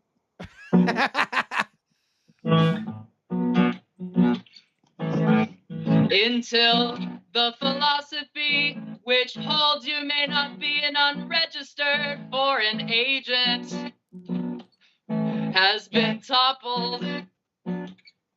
Everywhere is war, civil war. until the unhappy and ignoble regime that is holding my acid transfers. Civil War. Until that day. No, that was pretty much the only thing. Very good. It gave me like early Against Me vibes. No. That's War by Bob Marley. I'm just saying the way you sang it though gave me like early Against Me vibes. Oh, thank you. Thank you. Because you weren't doing Bob Marley voice. Oh my God, I'm like, my friend Kat called me and said, "Oh my gosh, like you gotta hear, like, did you hear the news?" And I was like, "What?" And she was like, "Oh my gosh, like Dave Rubin and Tim Pool got outed as receiving money from like a Russian outlet." And I was like, "Oh, that's great. It's gonna be a fun week, Matt." It's gonna. I cannot wait to hear the rest of what comes out of this. Honestly, there's gonna be more. It's gonna be more. Like this isn't. Dude, This is just the beginning. like this is something that could like seriously get you in trouble. Like not registering taking listen, Tim. funding from our opponent during a war. Tim Pool and Dave Rubin won't get in trouble. I don't know if they'll have to forfeit the assets, but they're not. It's clear that they were duped. I mean, I would love to be duped in a way where I make millions of dollars. So please dupe me. Usually when you get duped, you're the one being scammed out of money. They were you see, even the right, when they get duped, they somehow come away with millions of dollars. Isn't that amazing? It is upwards failure. Like when I get duped, I'm like, I fell for a scam. When they get duped, they were given millions of dollars by a foreign country. Like the implications of that, of their like, okay. I just want to highlight, like, Tim Pool supposedly, until the reporters stop asking if I'm an associate of Edward Gregorian. But no, like you got like an early early 2000s like folk punk voice going on. Like your voice, not talking about the song. Like your voice, you got that going on. But no, like this dude tweets Civil War over like the most stupid bullshit on a nearly weekly basis, and like putting that in context with like receiving like hundreds of thousands, if not like millions of dollars, in order to do what, in the eyes of the organization funding him, was like agitating and trying to seed like domestic political unrest in the United States. Like that's fucking nuts. Yeah, yeah. I mean, but we like what I don't get is it seems pretty obvious that while the Tenet Media founders, Lauren Chen and her husband, were also, it seems like they may have been duped in certain ways too. They also clearly knew that they were dealing with a foreign government. Like it seems like they knew they were dealing with they were doing unregistered foreign advocacy work. But the indictment doesn't go after them. Did or didn't know? I think they did know. It appears they did know. Again, they were duped in certain ways. Like they didn't know they were just dealing with these two employees who were also using fake names to be posed as other people. But I mean, it seems pretty clear they knew where the money was coming from. It was coming from a foreign government or a foreign like Edward Gregorian did not exist. I'm sorry. Like they knew that. Yeah, I think anybody could have told you that. Well, apparently Dave Rubin did not know that. Well, Dave Rubin is the dumbest man alive. Yeah, he's up there. I say that I will really say though that he walked away. So good. He walked away with a better deal. Sam is going to be grinning from ear to ear, like when we see like whatever clip or response Dave Rubin makes.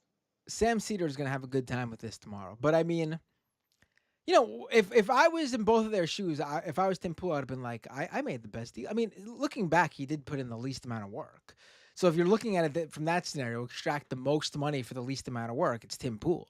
But if you were just simply trying to extract the most money, Dave Rubin walked away with this one. But Tim Pool loses nothing really. Like Dave Rubin, he doesn't get to use those videos. I mean, he probably doesn't even care. These guys don't care about that stuff. They just got their money. But Ren, thanks for the call. Appreciate it. Great song. I've got a question for you. Sure. I've got a question for you. So, like, I was initially, like, after the DNC speech, I was like just depressed for almost a week, over the fact that we weren't spoken to, and that sort of a thing. But I've kind of gotten a bit of a grounding in like trade unionism, and like taking steps that I can to like help my friends unionize their workplaces. I think that's my. I believe it was the other Matt on the Majority Report said you need to get your joy outside of politics, or you need to get your reason to keep moving outside of politics. I mean, I definitely am looking at things a lot differently now in terms of how I'm going to continue doing what I do. Like, I'll be honest, I definitely over this past year I was definitely like, is it time for a career change? Like, do I really want to keep doing this? There's also not really like there's a much smaller. It's the media industry in terms of covering like politics and current events. It's a lot smaller now. I mean, I'm sure everyone's noticed. Like outlet after outlet is shutting down. I mean, Jared Holt, and it's just getting replaced with garbage. Yeah, I mean, Jared Holt, who was a regular guest on Doomed, tweeted out the other day.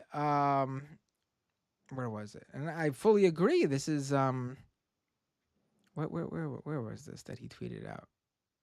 Here we go. Is it just me, or has reporting on political extremism slowed to a trickle? A few great reporters still going for it, but seems like a lot of pubs have pulled up on it. Yeah, I mean, even I've noticed it. Like there's just a less of an audience. It's weird because there is a bigger audience for politics in general, because people. It's an election year, but also like what people seem to be interested in is just like the horse race, electoral politics stuff, and I really just especially don't care about it this time around. Like obviously, it's important to vote. I have a feeling that like a lot of people are getting burnt out to the point of like coping by not giving a shit anymore. Well, I think people with our politics are getting burnt out. I think generally the interest in this election is huge, but it's from the general audience who hasn't been covering politics day in and day out outside, like without needing an election. You think the MAGA people are still like ride or die, 100% enthusiastic like they were 8 years ago? Right-wing media is going strong. I've seen no difference in right-wing media. There's ebbs and flows. Like, Breitbart was huge in 2016, isn't so big now, but that's just a general thing. It's not right-wing media going down the tubes.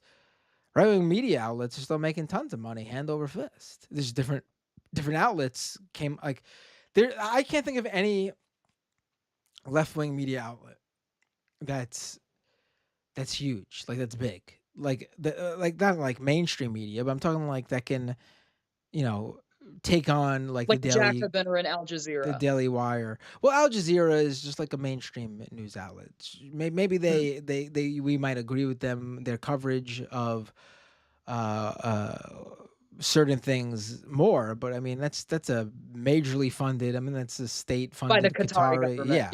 Yeah. So anything. I mean, in terms of like Qatari forced labor and other things like that. Like in terms of like, I wouldn't go to Al Jazeera for news about Qatar. You definitely do not do that. Yeah, definitely not. Yeah. I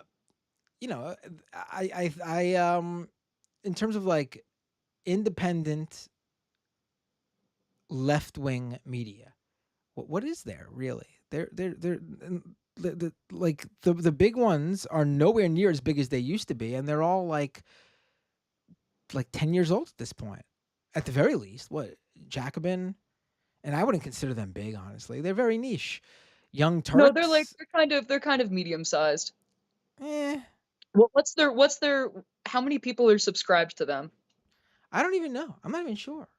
But they What do you also think don't they have really. like They also really how don't how many how cover. many regular readers do you think they've got? But Like maybe but 10, but oh, 20,000 I'm not people that even. have read their stuff? That's small though. That's a nice size Oh, I know. I for know. like a print publication. That's cool for that. But like in terms of like general audience, also they don't really cover the news.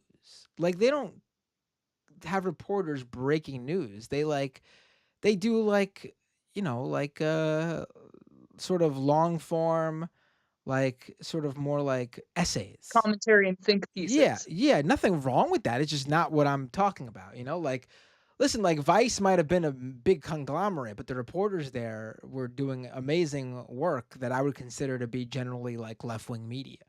And that doesn't exist anymore. The Intercept is like a shadow of its former self. You have, they broke off into different newsletters.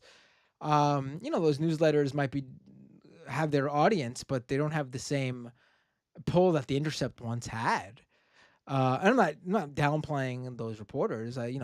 Those people are great. Ryan Grimm, Ken Klippenstein, Jeremy Scahill. They do great work. But I'm just telling the truth here in terms of like how big the Intercept was and like the amount of viewership, readership they had. I don't think those newsletters are anywhere near where the Intercept was at its peaks. Um, I mean, I don't know. Someone said Rob Deity says I've noticed a surge in independent leftist media. Who I haven't. You mean like YouTubers? Like that's fine. That's good. The commentary people are good. They're not really. I can't think of anyone who is big They're though. not Like the Hassan. movers and shakers. Like Hassan is big, but that's it. Like we have Hassan. Like we just went through a whole bunch of the right's got Ben Shapiro, Matt Walsh, Lauren Southern, Tim Pool, Dave Rubin. I could go on and on and on and on and on and on. The left, in terms of big like commentary people, Hassan, Young Turks.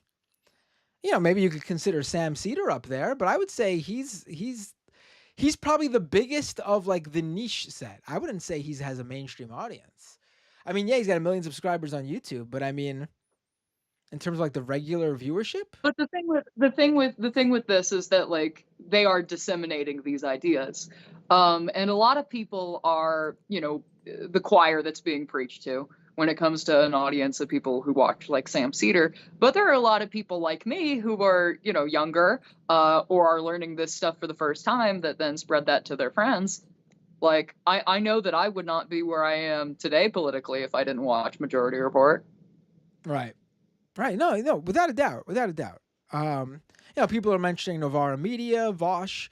Yeah, I agree though, but even how big they are, I think, I've been on Novara Media; they're great. Vosh has a huge audience, but they're still very niche. And I will say, and I'm really this is why I really want to launch that newsletter.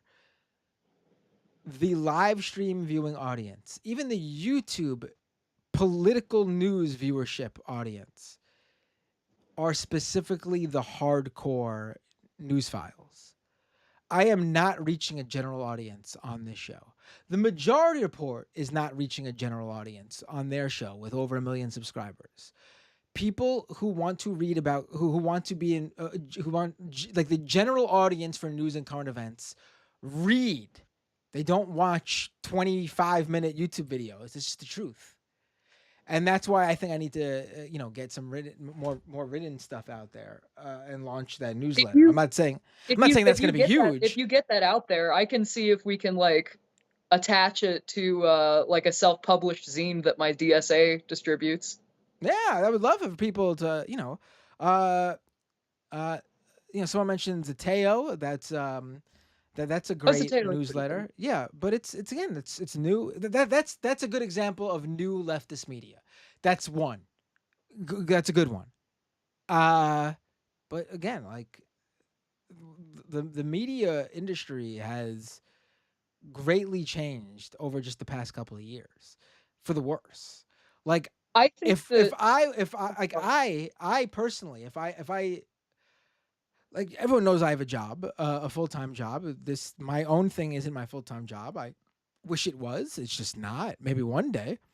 But if I had to look for a new job, I would have a lot less options today than I did just a year or two ago.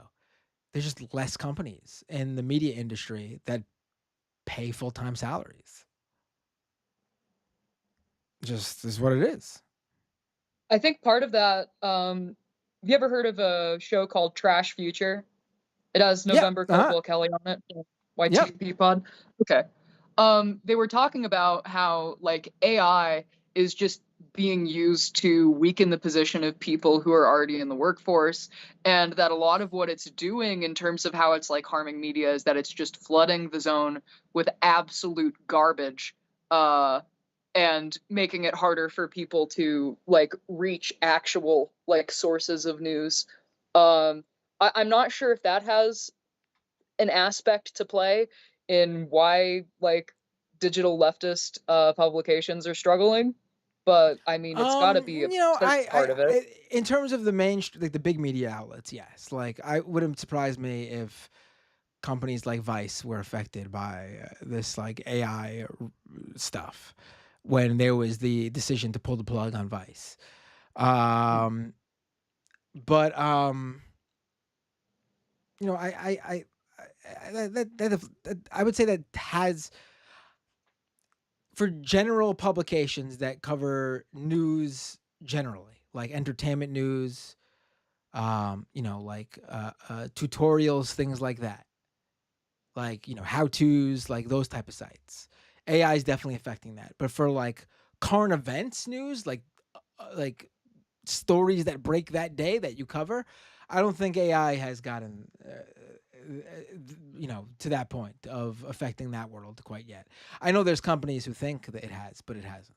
But I guess all you need is those companies to think that, and they'll make bad business decisions based on the idea that They'll AI fire could and do that. rehire their workers. Yeah, like AI could take something and rewrite it, but it can't do original reporting. It's not there, and nor will I it don't ever think be. that the area where it's harming is like taking original reporting and like doing that sort of a Like thing. I think it's regurgitating like stuff, yes. lowering the signal to noise ratio to the point where the internet as a means for people to discover things becomes less useful, and therefore Right. lowering traffic. Right. It's so funny. Like I completely agree. Like I've said this before. I don't view AI in the same way that I view cryptocurrency. Also, a lot of the AI stuff is just like algorithms and automation, basically being pegged as AI for marketing purposes. Like generative AI is a lot of bullshit. But like I'm not anti-AI in general because I think there is utility there for the right thing. Like I saw a great quote I don't remember who said it or if it's just like a copy pasta that's going around. But it's like you know, I want AI to focus on like the humdrum, like boring stuff I got to do, like the administrative work. Like I want AI to do my laundry so I can focus on being a creative. Yet the tech world is focused on AI doing the creative stuff so that I can do my laundry. So I can do my laundry. Yes. Like I want a world where robots and computers are taking care of like the methodical, like humdrum melancholy of life. I wanted to do the boring shit. I think that AI with programs like Folder that like do protein research to try to figure out like methods of transmission for different diseases, like that's an area where machine learning specifically, like before it was rebranded to artificial intelligence, where machine learning can be useful. But when it comes to things in the public sphere and things when it comes to creation, it's just it is less than worthless. It is actively harmful. Right. Someone in the chat says, "Matt, do your laundry." I already have an AI for my laundry. Actually, it's called my wife. No, I'm joking. This just in, Matt Bender says women are artificial. Yeah. If I had an I'm proud.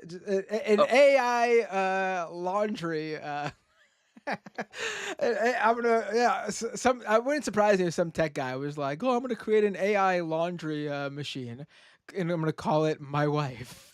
Oh my God. Like, there are these things like the inshitification of everything where like washing machines go from like coin operated to like card or tap. And now there are washing machines being put in apartment buildings that only work in like an app.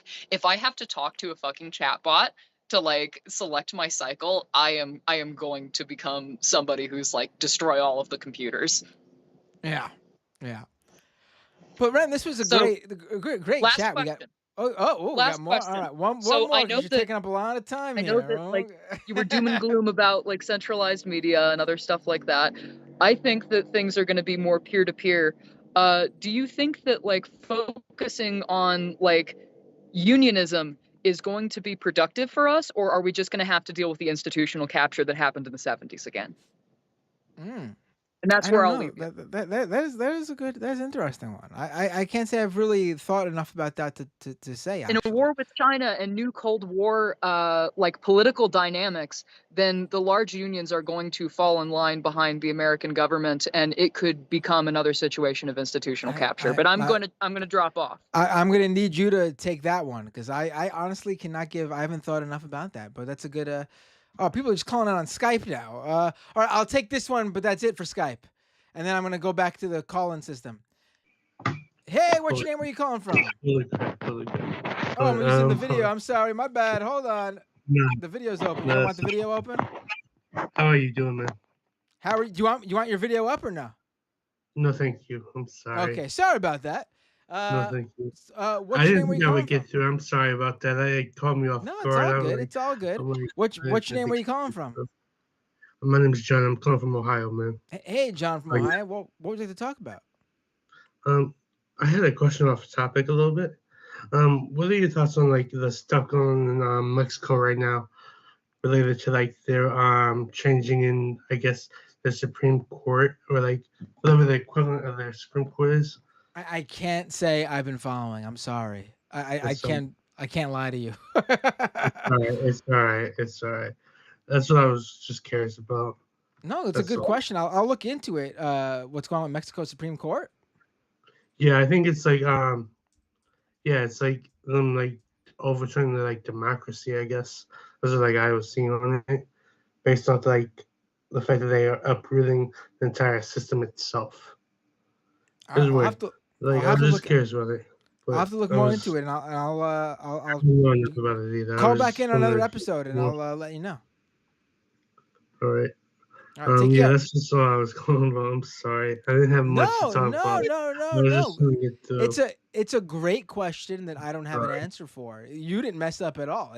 I've been paying attention, but I will look into it. So I appreciate the call.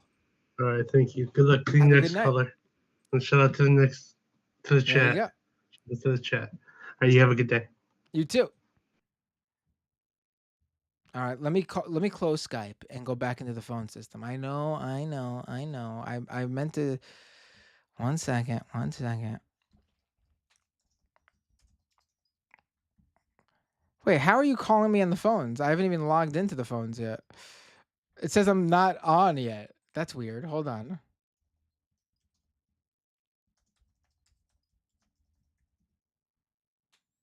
All right, I see the calls now. All right, here we go.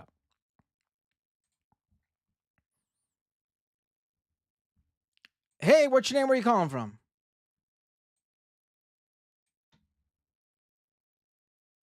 What? Still connecting. Still connecting.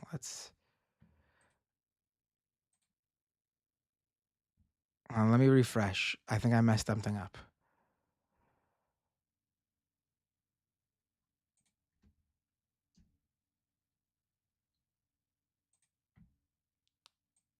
All right. Hey, what's your name? Where are you calling from? What's going on, man? Oh, it's Hansi. How you doing, my friend? Yeah, if anyone who's not in the country in America, download the Talkatone app because it's free calling from it's free Wi-Fi calling. There you look. You found a way. I'm sorry, Hansi. I just wanted to get the call because we get some new people calling in every now and then. on the phone line that we don't get calling on Skype, and I wanted to give people a chance. What's up? But you're through, so let's talk, Hansi. What's going on? Okay, I'm just saying. Oh, okay, so I liked your takedown of the whole like what you just did on the previous stream, right? With the whole Russia thing, whatever, and all that, right? Mm-hmm. My but But but but but, but no, no, but no, no, no, no. No, no, but hold on, why are you and other people? Cause I see even the Young Turks are doing this, where they're buying into Tim Pool not knowing what he was doing. Bro, have you seen the video but where it's he's talking about? it's Go not ahead. just me though. The DOJ is claiming that, like their investigation believes that Tim Pool and Dave Rubin did not know they were being paid by a Russian foreign Russian government. That's the But DOJ. yeah, but all the info. Okay, listen. Even when we're because again, even if this is exposed, right? There's so many people now who are like post left, where they make it look like it's a target of people who quote unquote support Russia when they never care about APAC level stuff going on, right? And I'm not saying that isn't valid or whatever, but to me, it's a way to make it look like they're exposing them, but it also still gives them protection. So even the stuff that leaks out, it feels kayfabe to me, anyways. Like they're letting you know, but I think it still helps protect Tim Pool without having to face accountability. Like his latest video is talking about you. Oh Come no, on. but like I said, they want these guys because they know they naturally agree with them. Like there's no convincing necessary. That'd be a whole different thing. That'd be more skeptical. Why is someone who was pro Ukraine, for example, all of a sudden aligning with Russia? That would make people think there's something going on behind the scenes. They want people who just naturally agree with them. It's to spread their message. It's that simple. And in Tim Pool and Dave Rubin's case, I strongly believe that they don't even care about the two of them talking about Russia at all. They just wanted their audience, and by sending their audience to the Tenet Media YouTube channel and the X account and whatever other social media accounts they had, TikTok, Instagram, whatever, that's Tim Pool and Dave Rubin were giving them their money's worth. Yeah, I realize that, but I just don't buy into the even if the findings, because again, I just me you can agree or disagree, but like I just find that stuff that is like leaked out, it's like it's not supposed to be this like nefarious thing. It's like if we're finding out about it, it's like they're putting it out there. Like whenever they say shit like, oh, did you know the Democrats wanted everyone censored for criticizing Kamala Harris? Like, if they're really this powerful to censor that, you wouldn't even know about that information being known. I'm just saying that, like, people, I just think everyone online thinks that whatever information we're getting online has to be 100%, like, it's not, like, because, like, the mainstream media is WWE, and then everything else is, like, the alt or anti WWE, and we think that what they're called, like everything that's online is like not supposed to be known. No, I see what you're saying. I mean, I think I listen. Did they play? Did they know that maybe something was odd when they looked into this Edward Gregorian fellow? I mean, they should have been like, "What the hell is this?" But I don't think they knew specifically where they were getting their money from.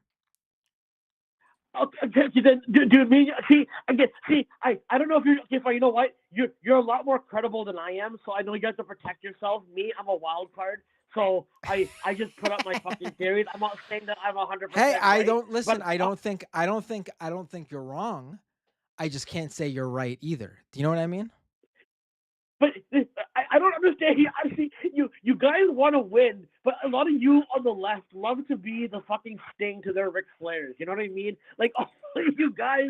But listen, I can only deal with what we know, and all the evidence points to, they probably knew that something was up, but they didn't know what. Listen, fine, fair enough. But I gotta say, listen, if you want to say you have a theory, listen. If the right wing can be conspiratorial about like Obama being from Kenya and all that, I'm pretty sure we're allowed to fucking be conspiratorial that the fundamentalists like Vince McMahon type people run the fucking country. So they want Trump and they want to align with fucking Russia and all these other fundamentalist governments because they'll make it seem like Trump is peaceful with other governments, but while they're being quote unquote peaceful, they're going to be waging war against their own citizens. And I just feel like it's a normalization of fundamentalism going on and it's not by country versus country aesthetic.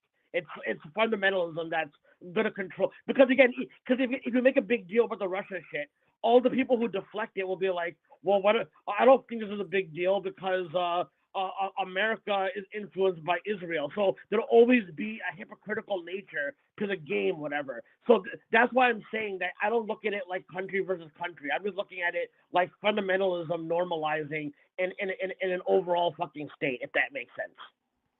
No, yeah, it does make sense. All right, okay. You know what? I know you wanted more callers in. I just want to get my 2 cents in. I think that you know these characters and you know how they are, and I do too. But also, I think they are. And I know we follow them, and I know we know the type of stuff they do and the type of stuff they cover. But at the end of the day, this totally tracks with who they are. Where we know that people like Tim Pool, for example, is very careful about his YouTube empire. Like he will change his content so he doesn't get copyright strikes or community takedowns or he doesn't get in trouble with YouTube in general. We know that. So the idea that Tim Pool would take money to not even do a show, to license out a show he's currently doing, it fully tracks with who he is. Like, we don't need the conspiracy of him doing something for a political gain, whether it's his own or his benefactors. We don't need to know that because it's not even. I mean, if it's there, we need to know it. But we don't. It doesn't. That doesn't need to be true. We know who he is and who Dave Rubin is and who all these guys are. At the end of the day, it's all about the money, as Vince McMahon would say. Yeah, no. No, but Matt, okay, one more thing before I go. Fine, I understand what you're saying. Just in my opinion, all these people that are getting caught for being in trouble, whether it be like the Andrew Tates, whether it be like a guy like Tim Pool, whether it be all these guys, it feels like the more their back is against the wall, it's gonna radicalize more people who are like guys who if Elon Musk is gonna fucking wage a campaign against Brazil, like he could help organize some fucked up shit to go down in Brazil if you keep hammering home that, oh, my people are the ones being targeted. So when I see these people like, oh, Tulsi Gabbard or anything like that saying they're being targeted by the fucking Democrats or something like that, or what they called Jill Stein was so targeted by the Democrats, she had no choice but to align with right-wing fucking people. All I'm saying is that when you give that illusion to make it seem like the Democrats are the most corrupted, and I'm not saying they aren't corrupted, I'm just saying it's going to be their excuse to go, so everyone goes more and more right-wing. I don't think any consequence will happen to these guys anyways, in the end of the day. This is my personal opinion. No, I think that's a very good opinion based on the fact that this indictment came in and even the founders of Tenet aren't in trouble yet. I mean, I do think they have something to worry about, but Rubin and Poole are not going to get in trouble. They're just not. I get. Okay, I know you got other callers calling in. I want to give other people a first chance to call in, so I just wanted to hop on real quick, man. Thank you for taking my call. Hey, always a great call, Hansi. Always a pleasure to talk with you. You bring a lot to this show. You know that, and don't think otherwise, even though I know you will anyway. All right, take it easy. Take care. Let's go take this call. Hey, what's your name? Where are you calling from? Hello, is this I think it's Matthew Binder? It's Binder. Yes, this is Matthew Oh, Binder. Matt's been. Sorry, I just got this phone number. It's about a little bit of early in the morning. You're American, correct? I am. Yes, I am an American. Who's this calling? This is the Edward Gregorian. Yes, I just got your number just 2 minutes ago. Somebody said there's American Where are streamer you? talking. Edward? Where are you calling from?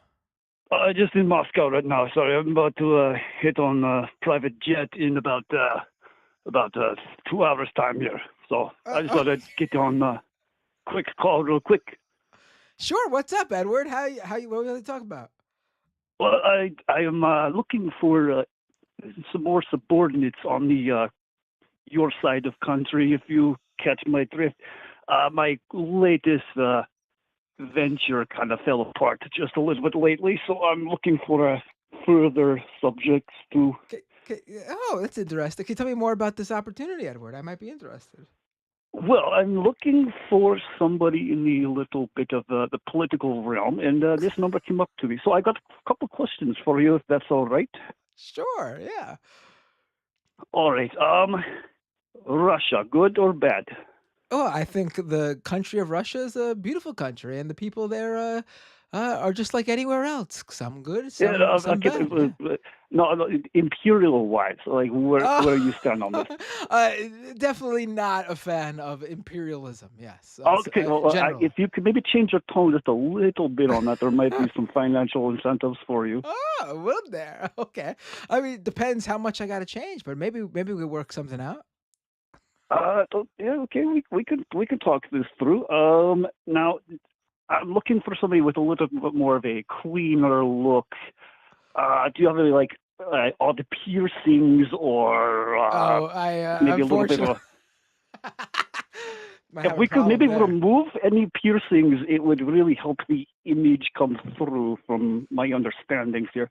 Oh, Um, Russia's not a fan of I guess the we generally call this well, the no, we're alternative looking for more look. of a uh, Christian passing is more Uh, what we're looking at this point. we might have a problem there. I don't know how much I could do there, but I can try. I can try. Well, as long as you're, not some, we can rest the details here. I just maybe forward it to my email. I will reach out to you in Sounds about good. the next coming days. Sounds good. Last thing, when Donald Trump comes into power, when we succeed our mission here, how willing are you to disregard any of your previous beliefs in furthering the imperial goals of Russia? Oh, well, I mean, I guess it depends how much money's on the line. What are We we can go talking about? further into details. I did have a tiny stipend with Ruban. He didn't seem to really like my Oh, hold on, hold on. I beliefs think on some social justices. I, I think I heard about this deal between Russia and Rubin. Did you just call $400,000 a month a tiny stipend? Well, it's no, not too much of a tiny stipend. I mean, if that's too little for you, we could always go up from there. But Yes, please. That's in my country. That's I'm above Dave Rubin, so I would be talking about more than 400,000 a month. I need uh, well, you my know. oil. I mean, my oligarchs. I don't want to, put any thoughts in your head. My oligarchs up top of me are very interested in undermining the 2024 election against Kamala Harris. So as long as you are down for said imperial wishes on us, I'm more than happy to probably go around the 550 range as long as you and some of your supporters can continue our goals and bringing Wow. back Russian supremacy. Sounds like we have to maybe move this conversation off stream. All right, I will forward you my telegram and we will go back from there. Sounds good. Sounds good. It was Pleasure a doing pleasure. business with you, Mr. Binder. Sorry, you said Binder. Binder. All Yep. right. Thank you, Mr. Gregorian. I appreciate the call. All right. Thank you very much. A good day to you, sir. I will talk to you very shortly. Take care. Have a great morning, Mr. Gregorian. Oh, yes. Thank you. That was very good. I appreciated the call, Edward. Um, hey, what's your name? Where are you calling from? Hey, Matt, this is Pete from Illinois. How are you? Hey, Pete from Illinois. I'm doing good. How are you? And what would you like to talk about? I'm good. I'd actually like to talk about Israel, if you have a few minutes to talk about that. Yeah, sure. Let's do it. Okay. Are you pretty much in line with the Biden position, or are you kind of against that? Am As I far in as line with the ceasefire? Biden? I am fully uh, against the Biden position on Israel. I think I don't know if you're familiar with my show, but I have frequently said that the bar for president is extremely low. But until Uh, previous to October 7th, Joe Biden was actually doing a fairly decent job at passing that very, very low bar. Not by much, but he was shockingly better than I had expected in terms of his position on labor, etc. October 7th right. threw out whatever legacy, and Biden's position on Israel following that threw out whatever Wow. legacy he has. I think his Uh, presidency will forever be tarnished by the tens of thousands of dead by the hands of Israel, backed by and made possible by U.S. weapons. so, do you believe that Israel should have done a unilateral ceasefire? Is that what you're telling me? Oh, I think there should have been a ceasefire in order to save the lives of both the. Unilateral? What do you mean by unilateral ceasefire? I mean, like Israel just says, we're not going to shoot anymore. We're done. We're going to back out of this thing. We're not going to have any part of it. Or are we talking about a negotiated bilateral or multilateral ceasefire? Well, I Because mean, that's the Biden position, Well, I is to mean, have a well, multilateral, bilateral the Biden ceasefire. position, is their spoken position, which is a bullshit position, because if they They're, want to they're cease, negotiating. if they want a ceasefire, it's very simple for the U.S. to get a ceasefire, at least from the U.S.'s position, and that is to cease sending Israel weapons. Okay. Um, What happens if there's a ceasefire? What happens in Gaza? what happens in Gaza? Well, at this point, there should have been a ceasefire months and months and months and months and months ago. Hmm. At But this what happens? point, what happens now if there's a ceasefire? Well, people stop dying Well, in Gaza. well. So what's going to happen is it's very simple. You're going to kick the can down the road. There's plenty of unexploded munitions, Israeli, of course, in Gaza that will be repurposed into rockets, which will be fired at Israel because they never stop firing rockets. That's going to lead to another Gaza war. Oh, in the meantime, there's going to be an even stricter blockade. I don't understand how we can say that unilateral ceasefire is fine when it Well, means there needs to be there needs to be towards the next generation for both sides to be hit by each other's munitions. And on top of that, you're talking about, again, an advanced blockade that is an unacceptable status quo. Hamas cannot remain in power. If they do, it's bad for everybody. Well, Hamas is going to remain in power. There's no way around it. Hamas will remain in power with a ceasefire or without a ceasefire. Hamas is only growing in numbers. Hamas is probably bigger than it's ever been. We're now almost a year. We're now almost a year into this, and Hamas is not cowering in fear their ceasefire is strictly at this point. The position of a ceasefire is to save the lives of innocent Palestinians. It's not because Hamas needs one. Hamas is fine. This has been great for Hamas. They want Hamas got exactly what they wanted. Absolutely. They want Israel to keep bombing. Absolutely. Absolutely, yeah. And Israel's giving it to them happily.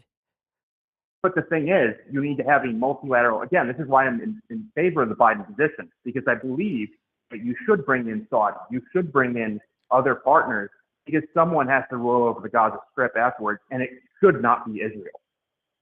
Well, it shouldn't be Israel, obviously, but that's not Hamas. No, it shouldn't be Israel, obviously. No, it's ruling over the Gaza Strip. It should not be Israel.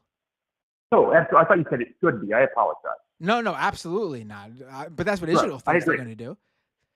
I I mean, don't think so. it's very simple. There needs to be a solution that provides the Palestinians with an official state, one that is not considered to be like that doesn't provide Israel overarching power. Like we could pretend Hamas is in power. I mean, they're in power in terms of like what we would consider here to be like a municipal government, but they're not really. They're absolutely the de facto government. They control everything. I mean, they don't though. They don't. They control whatever Israel allows them to control. Israel well, I mean, really as far controls as like, everything. Israel and things like that, I agree with that. Israel, but as far as everything governing and things like that, that is all done by Hamas. Israel controls import. You agree with that? Israel controls no, import. Of course, when it comes to import and things like that, that's all Israel, of course. But I'm saying the inner and workings export, of the Gaza Strip. And Absolutely.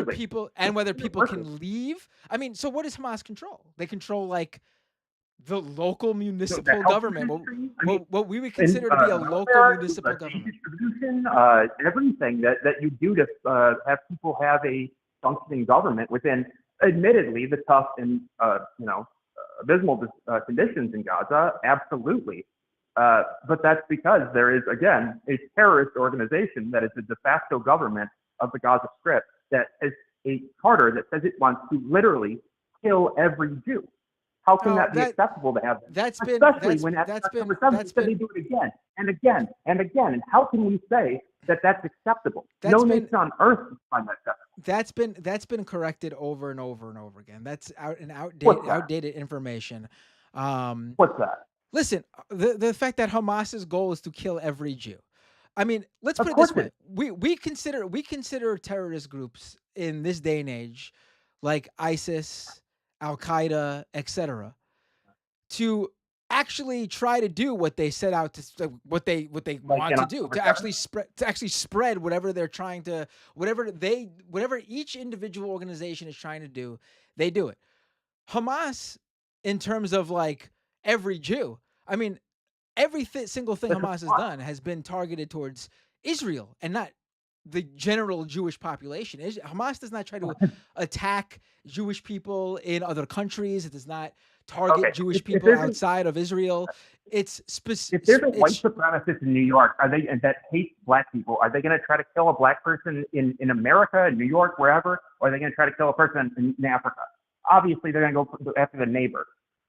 It's a, well, I mean, come on. But that's we're talking two very different things. White supremacists generally do not have an organized effort like a terrorist organization that we consider like ISIS or Al Qaeda to have. Like Hamas, like the idea that Hamas is trying to is a threat to anyone outside of Israel is ludicrous. Sure, but I mean that's bad enough. I mean, still the idea. I mean, even if that's the case, let's say they aren't trying to kill Jews in America. And at this point, actually, I don't even think they're a threat to Israel. Hamas will never be able to pull off another October 7th at this point. They just won't be able to. Well, yeah, because again, if you do a unilateral ceasefire, there's going to be a worse blockade. There's going to be an increased buffer zone. There's going to be no Qatari funds coming in to pay the salaries of government workers. There's going to be nothing. It's going to be a white list, as it was before the flotilla incident, right? And then they're going to have it be punitive. Absolutely. There's going to be some punitive things on there. There's going to be certain things that are let in and nothing else. So that means that it's worse living conditions in Gaza. And those weapons, again, unexploded Israeli munitions will be repurposed into rockets. Then they'll be shot at Israel. So what do you think should happen? I think that Hamas can no longer be in power of the Strip. I actually like Joe Biden's it is never going to happen without basically just you think what's happened already is bad. It's got to be like 10 times worse. Like the idea, like have you seen what Gaza looks like? Like the fact that Hamas is still 1,000 strong and growing, by the way. And growing, by the way. I don't know about that. Then what is Israel doing? What is Israel doing then? How is it I a think year they need. a year Well, into it's this? obvious what they're doing. Yeah, they're trying to eliminate the military capabilities of Hamas. No, I don't think. I mean, if you're like you can't have it both ways. You're claiming that Hamas is basically done.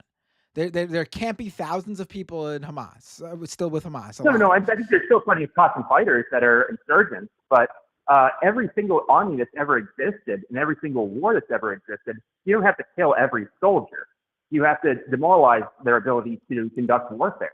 Once you've But done that, But there, then you're missing the huge piece of the puzzle that everyone likes to pretend isn't true, and that is while yes, Hamas commits acts of terrorism, there is a significant portion of Hamas fighters that are resistance fighters primarily, and they will not stop. There will be no end to Hamas until there's a Palestinian state. Taking out the leader of Hamas is not going to kill Hamas in the same way where like taking out Hitler and the leaders of the Nazis took out the Nazis, or taking out Saddam Hussein was the end of the Iraqi military why do you think that? war. Why do you think that? I mean, we have precedent with ISIS. When we eliminated the caliphate, etc., we stopped and we took out their territory. Because it ended. Because ISIS's goal is different than Hamas's or the Palestinian people in general, which it appears that people like to conflate. Like ISIS was fighting to control more swaths of land. These were individuals who had a home country, who had a place to go to. There is nothing like that for the Palestinian people. It's even less than that now because there is no Gaza even. That's not. It's not what it used to be, but yeah, they can. And there's a lot of work that needs to be done. But I mean, but you're really downplaying this. Like it is the equivalent of like a wasteland there now. It is like Gaza City. What's that? Gaza City. I said Gaza City is very, very bad. That's true. I mean, it's a very small piece of land, and Israel has bombed almost all of it. I mean, are there standing buildings still? Sure, okay, if that's your argument, but it is close to inhabitable, honestly.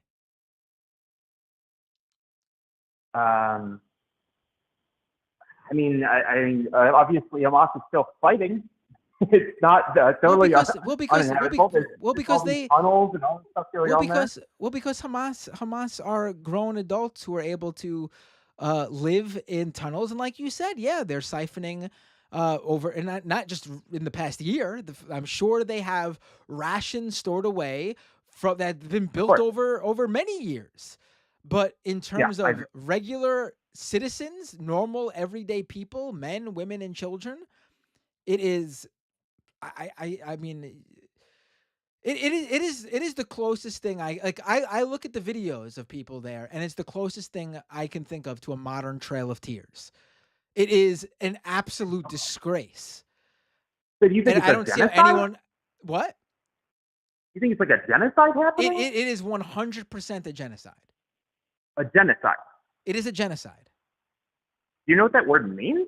Yes, I know what that word means.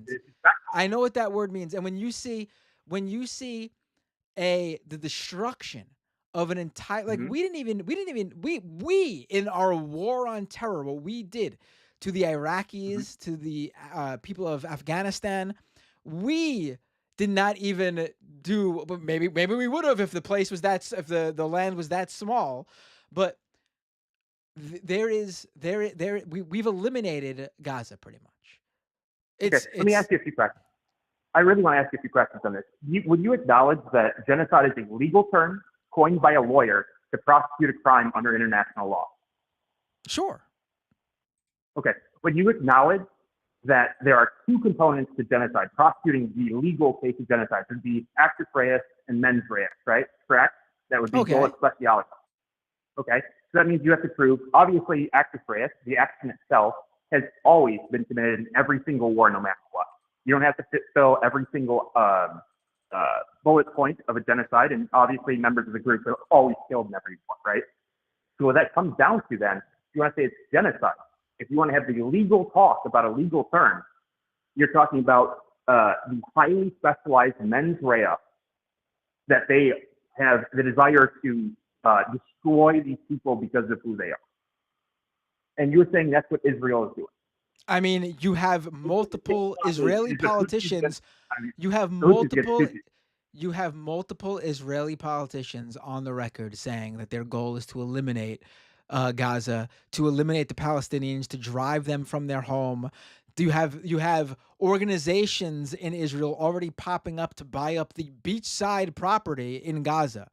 I mean, it's very clearly. I mean, if you wanna go about and find legal loopholes to claim it's not genocide for the argument that it's not genocide, I mean, you can do that. But it seems very clear to me that that's the goal of what Israel has set out to do here. Well, I disagree, and I'll tell you why. I mean, you were just in Chicago, right? I wasn't in Chicago. No. For the DNC? Huh? I wasn't there. No, I wasn't there. I thought you were there for the DNC. Oh, my apologies. No. Okay. Well, obviously, you know, though, if you've ever been there before, it's about 12,000 people per square mile. It's really densely populated, right? Sure. Okay. Gaza Strip is about 14,000 per square mile, right? If they wanted to genocide the Palestinians, they did 30,000 airstrikes, okay? If they had the special intent to kill the Palestinian people, to destroy them, then why are we, and it's going to sound callous, but why are there so few dead? I mean, you're talking about less than 2 to 1 per strike. If you were to bomb Chicago 30,000 times, including with 2,000-pound bombs, would there be less than 2 to 1 dead? And that's excluding surface munitions. Wait, so how many would you say have died in Gaza?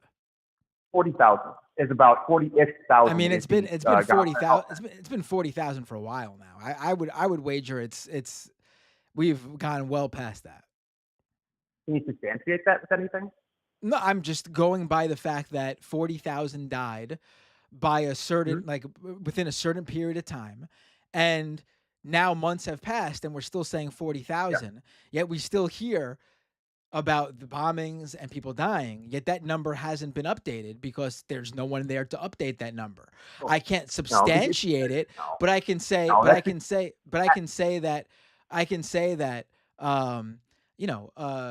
I would make an educated guess that that number has surpassed 40,000 based on the numbers that were dying previously. Well, yeah, but the tactics have changed rapidly. You acknowledge that, right? I mean, still it doesn't mean that the numbers wouldn't. I mean, you could argue that less people have died in recent weeks or months, maybe. I don't know if that would be true, but if that's your argument, you could argue that. But that would still mean that 40,000 number, which was the number many months ago, would have to move as well, even if fewer people were dying. I mean, I'm just telling you what the Gaza Health Ministry says. That's what they say. I mean, they haven't been able to update that number, I'm assuming, because that number hasn't moved yet. We get reports of people dying. Okay. So again, I just want to ask you that question. Do you think that if you do the airstrikes, we're going to have a blind man point at the map of Chicago, right? And we're going to have him do it 30,000 times. And everywhere he points is an airstrike. Will there be less than 2 people dead per airstrike on average? Well, Israel has already tried to make the case that they're not targeting innocent civilians. They're not going to be so openly and outwardly. I mean, I think they don't care. I think if they find out that civilians are somewhere and they've decided that's a target, they don't care there's civilians there. They haven't not targeted because they found out that innocent civilians are there. Well, of course, they've done proportionality assessments. That's international law. I mean, they've been doing a very bad. If that's your argument, I would say they've done a very bad job at based on the sheer number of casualties. Also, I would like to get a better idea of what they consider to be a legitimate target. We still don't really know what that means. If everything is Hamas, then who are they targeting? Because we hear so often people saying that this person's Hamas, that person's Hamas. Who is a legitimate target in their eyes? That's what I would like an idea behind that. I'm assuming that you're alluding to like Hamas affiliates. Is that what you'd be? I mean, what is considered to be a Hamas affiliate? Is it someone who someone who just generally supports Hamas by just says like I support Hamas? If someone says that, does that make them a Hamas affiliate, or do they need to actually do something? The argument that people on your side usually use for that would be Hamas affiliate would refer to someone that is employed under the government of Hamas. So meaning like. I mean, that's the thing too, though. There is two very separate Hamases, right? There is Hamas the fighters, but then there's Hamas the government. Yeah, Al Qassam Brigade, right, correct. I mean, if you work for Hamas the government, my question is, what exactly? How does that make you a Hamas affiliate? What position do you need to hold? I agree with that, but here's the thing. I don't think Israel agrees with that, though. I actually disagree, and the reason why is I would point to Operation Cast Lead. In that, a lot of police officers were killed. There's one strike in particular. I can't remember the total number. I think well over 100. But what they found out was that most of those police officers were doing that, and then they're moonlighting as Al Qassam Brigade. So I mean, these are very specific. You're giving a very specific example. I could give very specific examples that are the opposite. But generally, let's get to this. Like, what is your point here that you think they should continue? Because if your idea is that Hamas needs to be eliminated, then this has to continue. I mean, it's not going to happen. Well, Hamas is not going to be eliminated. But there's no way to save face and say, like, there's not going to be a deal struck where Hamas steps down. It's just not going to happen. Are you aware of the Saudi proposal? You could explain it to me if you'd like. Okay. Well, the Saudi proposal is more or less that they would basically take over. They would, and this is, my goodness, I can't remember how long ago, probably 6 months ago. There's a proposal of them coming in and taking over, even handling the rebuilding of Gaza. It's not going to happen. It's not going to happen, though. Israel has been against any sort of ceasefire, and a ceasefire that involves Saudi Arabia coming in, I can't imagine is one that they Israel has accepted 2 ceasefire proposals done by the U.S.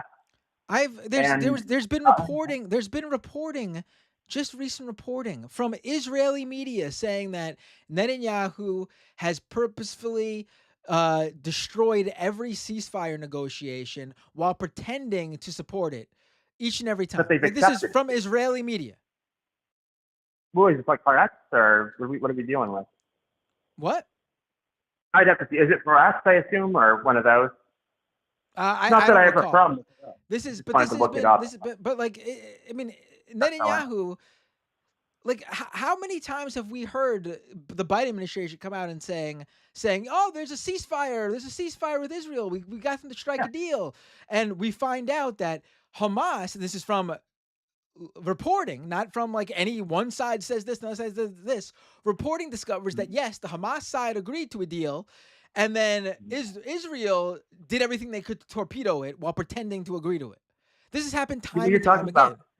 This has happened time and time again. Qatari Egyptian one. You're talking about like the Qatari Egyptian one, where Israel put forth a proposal and Hamas changed key elements and then said, "Oh, we accept."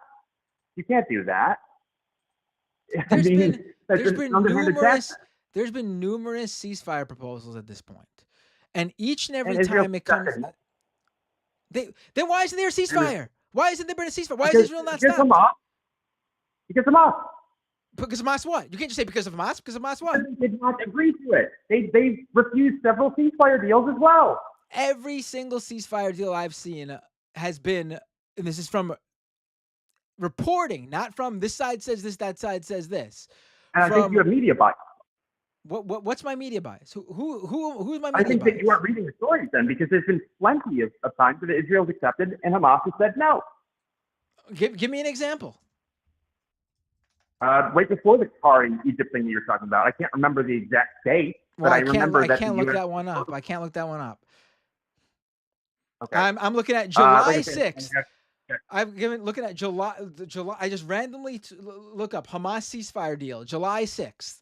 Hamas drops key demand to accept phased U.S. deal on ceasefire. That's from France 24. I don't know if you would call them in the pocket of Hamas. I guess you can't argue with the result. This is from France 24. No, I wouldn't. I would say Fantastic that job could at be McDonald true, Motors. and I'm sure that there are times that there are. And that's not how negotiations work. That's how they work. Is that the different sides sometimes make concessions, and the other one has to, May 6th. This is a completely different deal. May 6th. According to BBC, Hamas says it has informed Qatari and Egyptian mediators that it has accepted the proposal for a new Gaza ceasefire and hostage release deal with Israel. That was the one that's the one that they bastardized. Right before that was the one that was that Israel did accept. They proposed it, and Hamas changed it and said, "Oh yeah, we accept it." You can't do that. You need to give me. Hamas changes ceasefire deal. I'm looking that up. It was right before that. They was the Qatari Egyptian one, as I recall, and granted, just a little while ago. I'm at work right now, so I don't have all my resources in front of me. Luckily, I don't have any time limit. But yeah.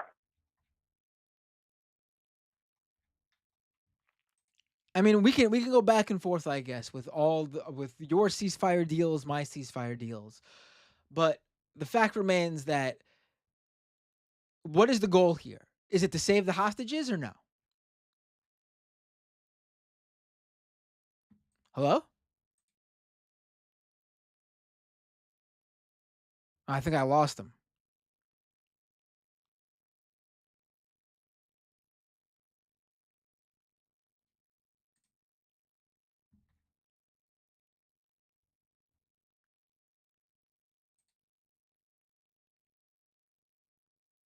I don't know if this was the guy I was talking to.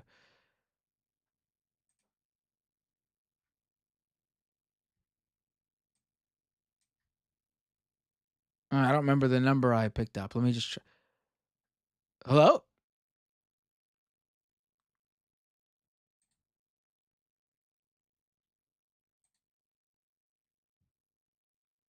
Hello? Hey, Matt. I don't think the guy's convo is going to be useful anymore. I think it's reached its point. Yeah, I lost him. I was I haven't had a good debate in a while. Yeah, but I think it had reached this point where is people who just believe Israel will just say whatever Israel says, and then you can't convince them. Listen, if the goal is to save the hostages, then Israel has torpedoed every ceasefire deal. It's that simple. Like the ball is in. Israeli people are protesting literally the government right now. They tried to do a general strike of hundreds of thousands of people until the court blocked it. To stop, they're blaming their own government. The people who live there are blaming their own government. Yeah, I mean, that's a great point. I was engaging on the points he was making. I don't care about the legal definition of genocide. I don't care. I don't care. I just don't give a shit. I can go like point by point on it. And the weird thing is the lawyers who are big genocide lawyers who were instrumental in making the definitions all say it's a genocide, the ones that are alive. You have multiple people calling it a genocide. I mean, what more do you need? Like, what more do you need? Like, you need the legal definition to a T. Fine, okay. Then I don't care. I don't care either. It's just like me calling you a fucking scammer if I think you're a untrustworthy person, and you going, well, the legal definition of a scammer. Well, I don't give a fuck. I call you the scammer. Yeah, exactly. Like scammer. You can you go to a court in the Fifth Circuit, wherever the Trump appointee judges that everyone goes to. He gives a ruling, and then you're like, see, the legal system says that you didn't do this thing, so that means you didn't do this thing. But that's not how this works. The legal system, it's not like this definite objective or whatever thing. It's just another framework, and it can be good or it can be bad. Right. And I feel like you can go point by point on it. The first thing is that genocide doesn't even require a single death. It's a process. And that process can be a few months long, it can be a few weeks long, it can be decades long. And Israel has been doing this for decades. And they've gone to the West Bank now. They're claiming they're suicide bombers in the West Bank now and invading the West Bank now and trying to do the same thing there. Yeah, I mean, which is in the news. I like having debates. I like discussing, and I wasn't expecting to have this conversation now, so probably could have, if this was a planned thing, obviously I probably could have had better examples lined up. But honestly, I'm at the point where like this is a debate, this is a conversation that maybe would have been more relevant, I don't know, 7 or 8 months ago. Like at this point, I don't care. I don't care about the legal definition.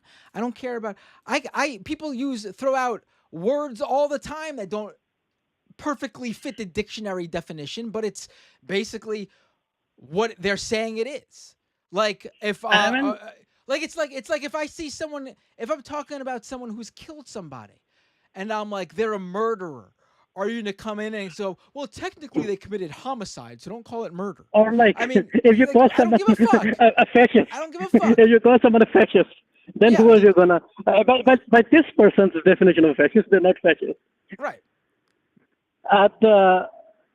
And I think at this point it's just like people who are so brainwashed they'll accept the only reality of like whatever Israel says. They're bad faith enough, like U.S. state reps, U.S. Government reps that like Matthew Miller, who have to deny everything and lie about everything, or they're just Israeli officials themselves. Like those are the three people that will say this stuff. No one else in the world is saying this stuff. Right. I mean, I listen. Like, at this point, the Biden position is let this continue. Like, I don't know how else to make this clear. Joe Biden does not give a fuck about Palestinians. And this isn't just me pulling this out of my ass. There was that interview with what's his face from New York Magazine, Chatterton, the guy who was really good at interviewing people and getting like them to say shit that they really should not be saying to an interviewer. Yeah. And he was asked, do you think Joe Biden cares about Palestinians as much as he cares about Israel, or he's concerned about and this person who was a part of the administration or formerly with the administration, I forget which, legitimately says straight up to him, oh, of course not. This is not even like up for debate. Like you could just tell by his actions that Joe Biden does not have a care for that. I feel like it's even beyond that at this point, because it's not just about Palestinians. Joe Biden has no red line. He hasn't done anything when Israel attacks southern Lebanon, for example. It doesn't do anything when Israel sends missiles into the capital of Iran, Tehran. And a perfect example of how little our representatives care about Palestinians is that there have been a number of Palestinian Americans who have been killed over the past year. We can even go further than that. I have never seen the response for those Palestinian American lives that I saw for that Israeli American who died a couple days ago. Yeah, I have not seen. and there was condemnation. There was representatives from across the country putting out statements. I've never seen a statement like that for a Palestinian American citizen. Never. I feel like it's beyond that, because Israel has literally not only killed Palestinian Americans, Israel has killed straight up like just German citizens or American citizens or Canadian citizens who are just there to help the Palestinians. And even for them, they've never said anything. Not for like just straight up American citizens who are there to help the Palestinians or any people of their allied countries. And Iran has literally said they're ready to make a deal they're ready to like talk about their nukes. So like a new deal with Iran. So there's no justification of even like keeping up with Israel if Iran's ready to work with you. Like even then they're not doing it. So I don't even know what there's no like, the only thing that makes sense is just the ideological point of like just being as insane as any Israeli government official at this point. with the Biden admin. It's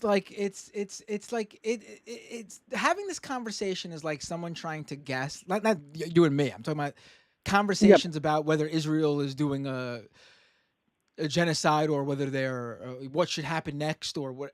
Having this conversation is like dealing with people who are living in an alternate reality. They're just closing their eyes and covering their ears and refusing to see what's in front of them.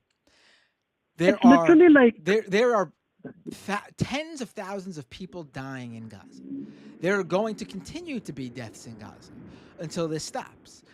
We have now seen that there are hostages who are dying from the Israeli strikes, and now there's a new directive apparently in Gaza where some of the armed groups who are holding hostages are going to kill the hostages if they believe that they're going to be saved.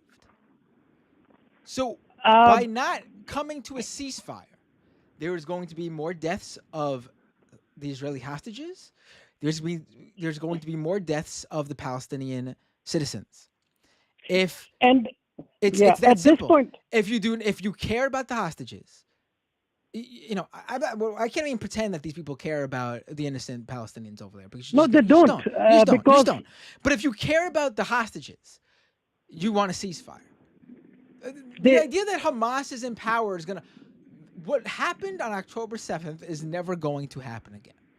Unless it's in Netanyahu and Israel's political benefit, which I do strongly believe that this was something not that they planned. I don't think he orchestrated it, but I think he laughed like an evil villain when Hamas did it. I think they literally delayed response. Like they could have gotten there faster. I believe that at least. And they attacked police. Like they have these directives where just attack everyone type thing. Where I think they did that too. And at this point, you don't even know whether Hamas killed them or Israeli soldiers killed the hostages because one of the hostages that came alive, they literally these people said to him, "You were better off dying in Gaza than being here," because he was advocating for other hostages. I remember hearing that. Yes,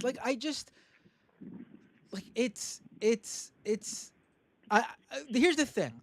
All I've heard from people who have my view is that they view all the innocent lives here as people who their life matters. I don't want anyone to die.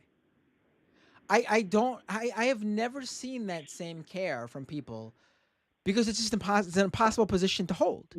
Because if you support what Israel's doing in Gaza, you very clearly don't care about the innocent lives there because there's been numerous deals. Whatever Hamas's terms are, what are Hamas's terms that are so bad that they're gonna? Hamas is not going to step down. It's just not gonna happen. There is no ceasefire deal that says that has any chance that has ever happened that Hamas is no longer going to exist. It's just not gonna happen. It's not gonna happen. It makes no sense beyond if you start thinking about it as well, because either you're saying just give Israel the carte blanche, do whatever type deal where they say that you just run off Hamas and we'll do whatever the hell we want. Either it's an occupation by a foreign power, like you were saying with Saudi Arabia, or even if it's not Hamas. Hamas is just the name, any resistance group that pops up, because they call everyone Hamas. There's I don't know, dozens of resistance groups that are ranging from Muslim, far-right extremists all the way to just resistance fighters, and all of them are called Hamas by these people. So, right. listen. It is ludicrous to consider Hamas the same as a terrorist group that exists to literally perform terror across the world or whatever. It's just this is an organization that has a very specific goal. They commit acts of terror, absolutely. I condemn those. But they also are a group that ceases to exist with a Palestinian state. It's that simple. And the guy that said that the white supremacists wouldn't kill anyone in Africa, if he got the chance to with a proper organization, those white supremacists would fly themselves off to some African state and suicide bomb themselves. It's not like a thing that they won't do. It's just that they don't have the resources and planning and everything to do not do it. That's the difference. Hamas will never go to like Japan and kill a random Jew or whatever. Well, I also think even if they had the resources, I don't think they would do Yeah, that. exactly. Because that does Hamas nothing. wouldn't. That does nothing to further their goal of a Palestinian state. I Yeah, mean, Hamas that wouldn't. would That's the hinder that difference. goal. They look across the world and they see the support for Palestine growing. They wouldn't do anything to harm that, because their whole purpose is to force a Palestinian state. And they've been listen, in terms of like their goal, at least in terms of coverage and conversation and being around it, they've succeeded in every. This is just whether you like it or not. This is just absolutely factual. How many people were thinking about Palestine before October 7th? The Palestinian cause was basically last time we thought about this was the last time Israel attacked Palestine. What was that, in 2021? 2021? The activists were literally just saying that Saudi Arabia have and all these people have bought in with Israel, and they're just gonna quietly continue the genocide slowly. That's what they were doing, slowly taking land in the West Bank, slowly kill, they call it mowing the lawn, but basically they were ready to attack Gaza as soon as they got an excuse, basically. And they're conquering more and more of the West Bank and creating mini Gazas. There was actually research that they were copying what they did in Gaza all around the West Bank, creating mini enclaves that they could attack at any time and basically box them in. That was the strategy. And that's why how West Bank looks like some sort of Swiss cheese, where there are Palestinian enclaves surrounded by Israeli settlements. Right. Yeah. And I wanted to. Oh, go ahead. Yeah. This is probably gonna be the last call of the night. I've already gone really long. Yeah, I wanted to talk about stuff happening in Pakistan and Balochistan. Oh but boy, guy, that's not. I'm sorry I to was say, yeah, not tonight though. Yeah. Yeah, but I'll mention this thing though. Keep an eye, because I feel like the Pakistani army is about to ramp up attacks on Balochistan. There's they have an excuse for it now, kind of, because supposedly there was an organized terrorist attack by separatists, and they're saying that they took people out and executed them. And I'm not sure that separatists do that. It was them generally, but I don't know, because it's been known that they fake terrorist attacks too, to give an excuse, but they're gonna try to use that to attack protesters, because they say the separatists and the protesters are the same people. And that's what I was gonna say. But then all the stuff this guy said was I couldn't ignore it. With but yeah, and trying to organize the leftist mafia thing as well. So, which right. I'm just getting back from vacation. I know. Just not yet in the swing of things. It's going to be a little bit. But we'll make it happen though. But it's kind of all not just Israelis. I guess the people who think like this, it's kind of insane. How do you talk to them? And the other part of genocide is that they're not rare. People think they're rare, but they're happening. There's multiple active genocides happening right now. They're just not as hot as what Israel is doing. Well, the reason that we should care so much is that we are actively taking part in this one. Yeah, I mean, no. The U.S. should, because it's there's a lot of countries facilitating a lot of genocides. I mean, I wish we didn't care about this because we weren't involved. So that's what I would like. Not that I would still care, but my point is, I wish that you could make that argument that we weren't involved. Yeah. I mean, I cover all. Israel is literally destroying itself, and without the U.S., it wouldn't Israel is not stable at all. And again, Israel harms itself by what it's doing, and the only way to get rid of Hamas is either to kill all Palestinians, and in this weird suicide murder pact where Israel is destroyed as well, or to kill everyone else. And there's no you're getting kind of muffled. Osama. I guess the waves are saying shut up too. It's a sign from God to end it here. Have a great night, Usama. Have a good one. I appreciate that caller for calling in. I would love to know what happened to the call because I didn't hang up on him. I would have went, you know me, I would have went forever with him. Listen, I appreciate the call. I'm always open to having conversations, regardless of whether I agree or not, obviously. But I mean, it's rough to be having that conversation on September 5th. I mean, we are approaching 11 months. 11 months. Israel's not going to, if Israel couldn't eliminate Hamas from that little territory, it's never going to happen. It's never going to happen. So that's a bunk argument to begin with. Even though I don't even agree with that part, that argument at all, first off.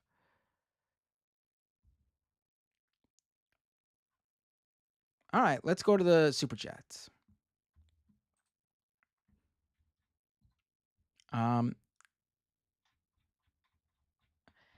Nick Mower with a $10 Super Chat. It's mind-blowing how little effort Poole puts into his journalism, but it's about the amount I'd expect from someone who knows he'll get paid as long as he barks the correct words and phrases. I mean, I think Sam Cedar covered it recently.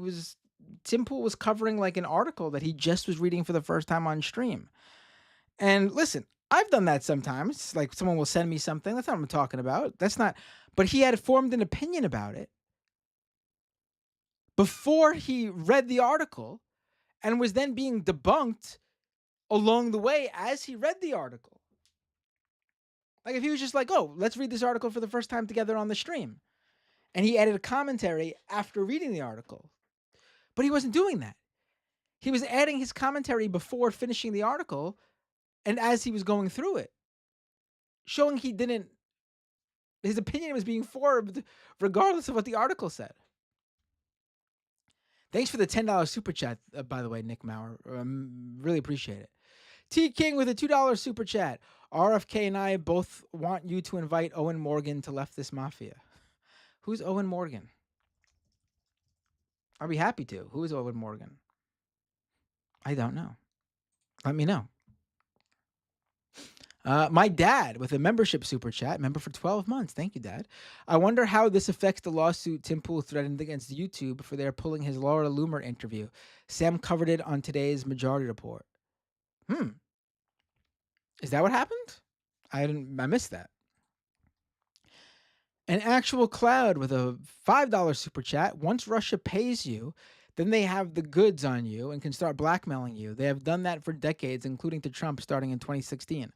Yeah, but if they don't know, if you don't know that you're being paid by them, I don't think there's much blackmail there, honestly. The blackmail is that you knew. Excuse me. Roxy with their first ever super chat in a live stream. $99.99. No comment either. Just $100 right off the bat. Thank you, Roxy. The Django Fett with a $2 super sticker. It's the one up hippo. Thank you. Roxy with a second $99.99 super chat. This one with a message. Appreciate you and your content. Thank you, Roxy. I really appreciate it. $100. Oh my God. I have the hiccups now. You gave me the hiccups with all that money you sent me. You better send me more so I get scared back into losing, like I get shocked from it and I lose the hiccups. I'm joking. You sent enough, really. Let me get through this. NC Sketchy with $3.50. Best I can do is Tree Fitty. I appreciate anything, honestly. Just your viewership, really. Roxy with a third super chat. $99.99. $300 from Roxy. Roxy, I don't know who you are, But you really are my own. What's his name? What was his name again? Oh my god, I don't remember what the guy's name was. Edward. What was it? Eduardo. What was it? Edward Gregorian. That was it. Edward Gregorian. Jeffrey Canny with a super chat, $2 super chat. Play another song before you leave. Did I play a song? I don't think I did. Tokyo Hans with a super chat. Consider this part of Roxy's donos. Tokyo Hans sent another 200 yen donation. Take the bag, Matt. Another one from Tokyo Hans. Use the money for Leftist Mafia live show in Tokyo. Wow. NC Sketchy with a $2 super chat. Don't sell your soul, Matt. We get more piercings. Jeffrey Canny with another super chat. This caller has no idea whatsoever.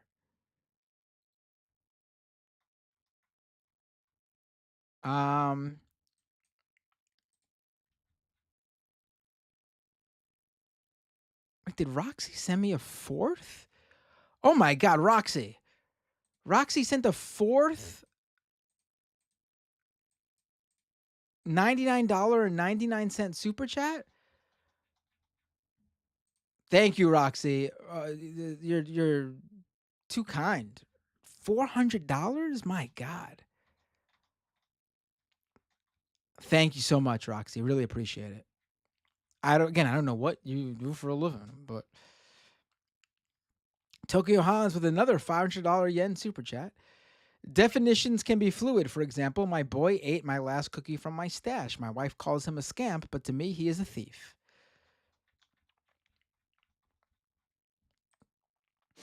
And over on Twitch, let's see. Heretic Soup, resubscribe with Prime, subscriber for 3 months. Thank you so much, Heretic Soup.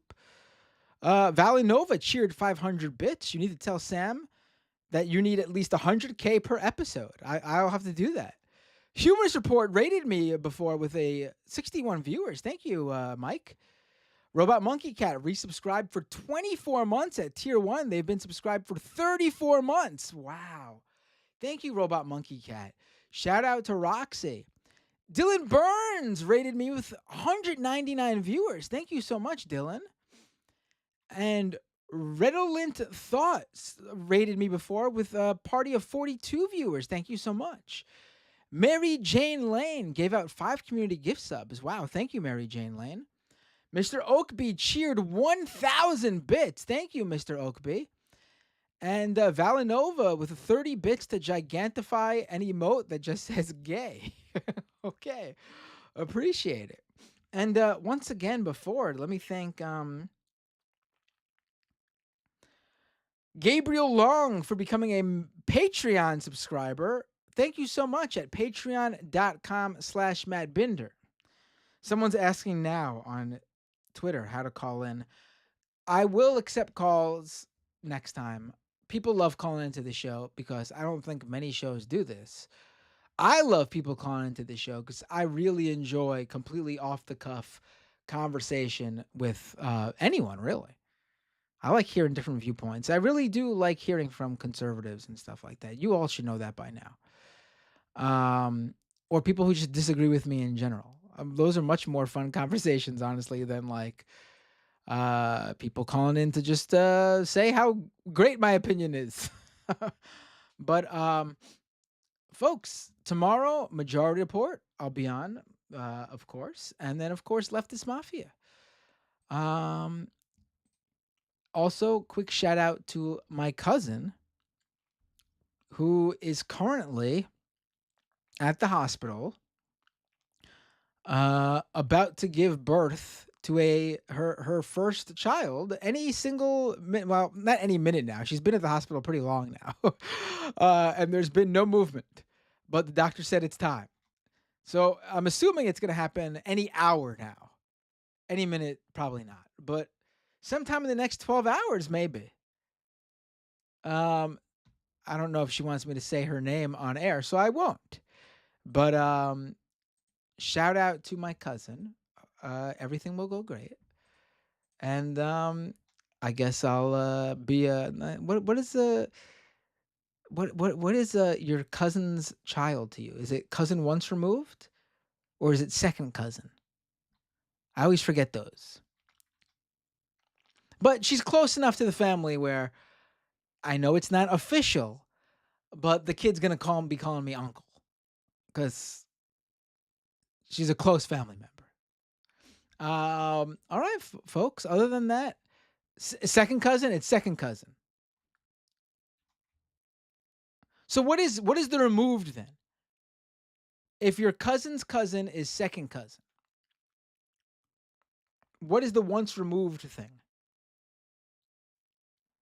Oh yeah, and who should I raid? While you're telling me what the once removed is, what is the who should I raid on Twitch? Oh, Mr. Oakby just gigantified an emote with 30 bits. Thank you, Mr. Oakby. What is that, like a Kirby? It is a Kirby emote. I love Kirby. No, I know there is once removed, but what is once removed?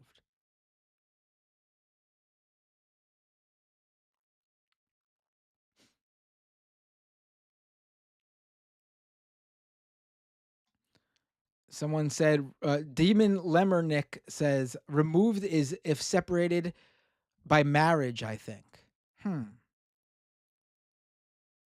Okay, here you go. Your parents' cousin, this is Tony Rizzo says, your parents' cousin is your second cousin. Your second cousin's kid would be your second cousin once removed. Okay.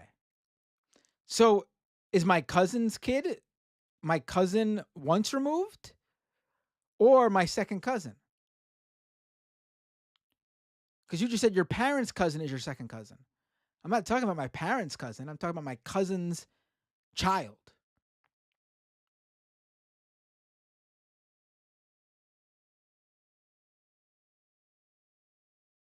This is very confusing. Because my cousin doesn't have any siblings. So on her side of the family, there isn't any technical aunts or uncles for the kid. So I'll end up probably being called uncle. Along with my siblings, uncle and aunt. Uncles and aunt. But technically we are what? Second cousin or cousin once removed? Your cousin's kid would be your second cousin, says Tony Rizzo. Okay, I believe Tony Rizzo. I always get those two confused, though. The second, third, fourth cousin, whatever, or cousin once removed, cousin twice removed. Those are very confusing to me. Tony says, I have lots of cousins. I've thought a lot about this. Okay, so cousin's kid is second cousin.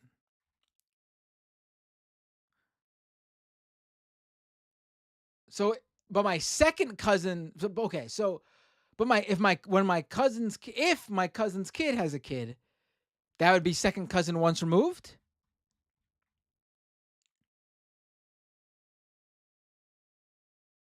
I mean, I don't have to worry about that for like at least 20 years. But good to know.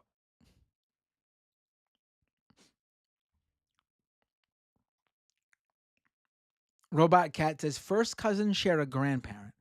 Second cousins share a great grandparent. Third cousins share a great great grandparent, and so on. The degree of cousinhood first denotes the number of generations between two cousins' parents and their nearest common ancestor. This shit is fucking confusing as hell. The cousin thing is too much. It's so easy. You gotta, with the siblings, you got aunts and uncles, you got nephews, you got nieces. The cousin thing is too much for me. I can't handle it. It's too confusing. It's too confusing.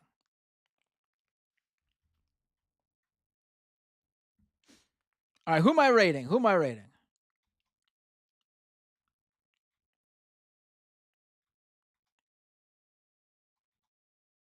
Riverboat Jack is on, someone says?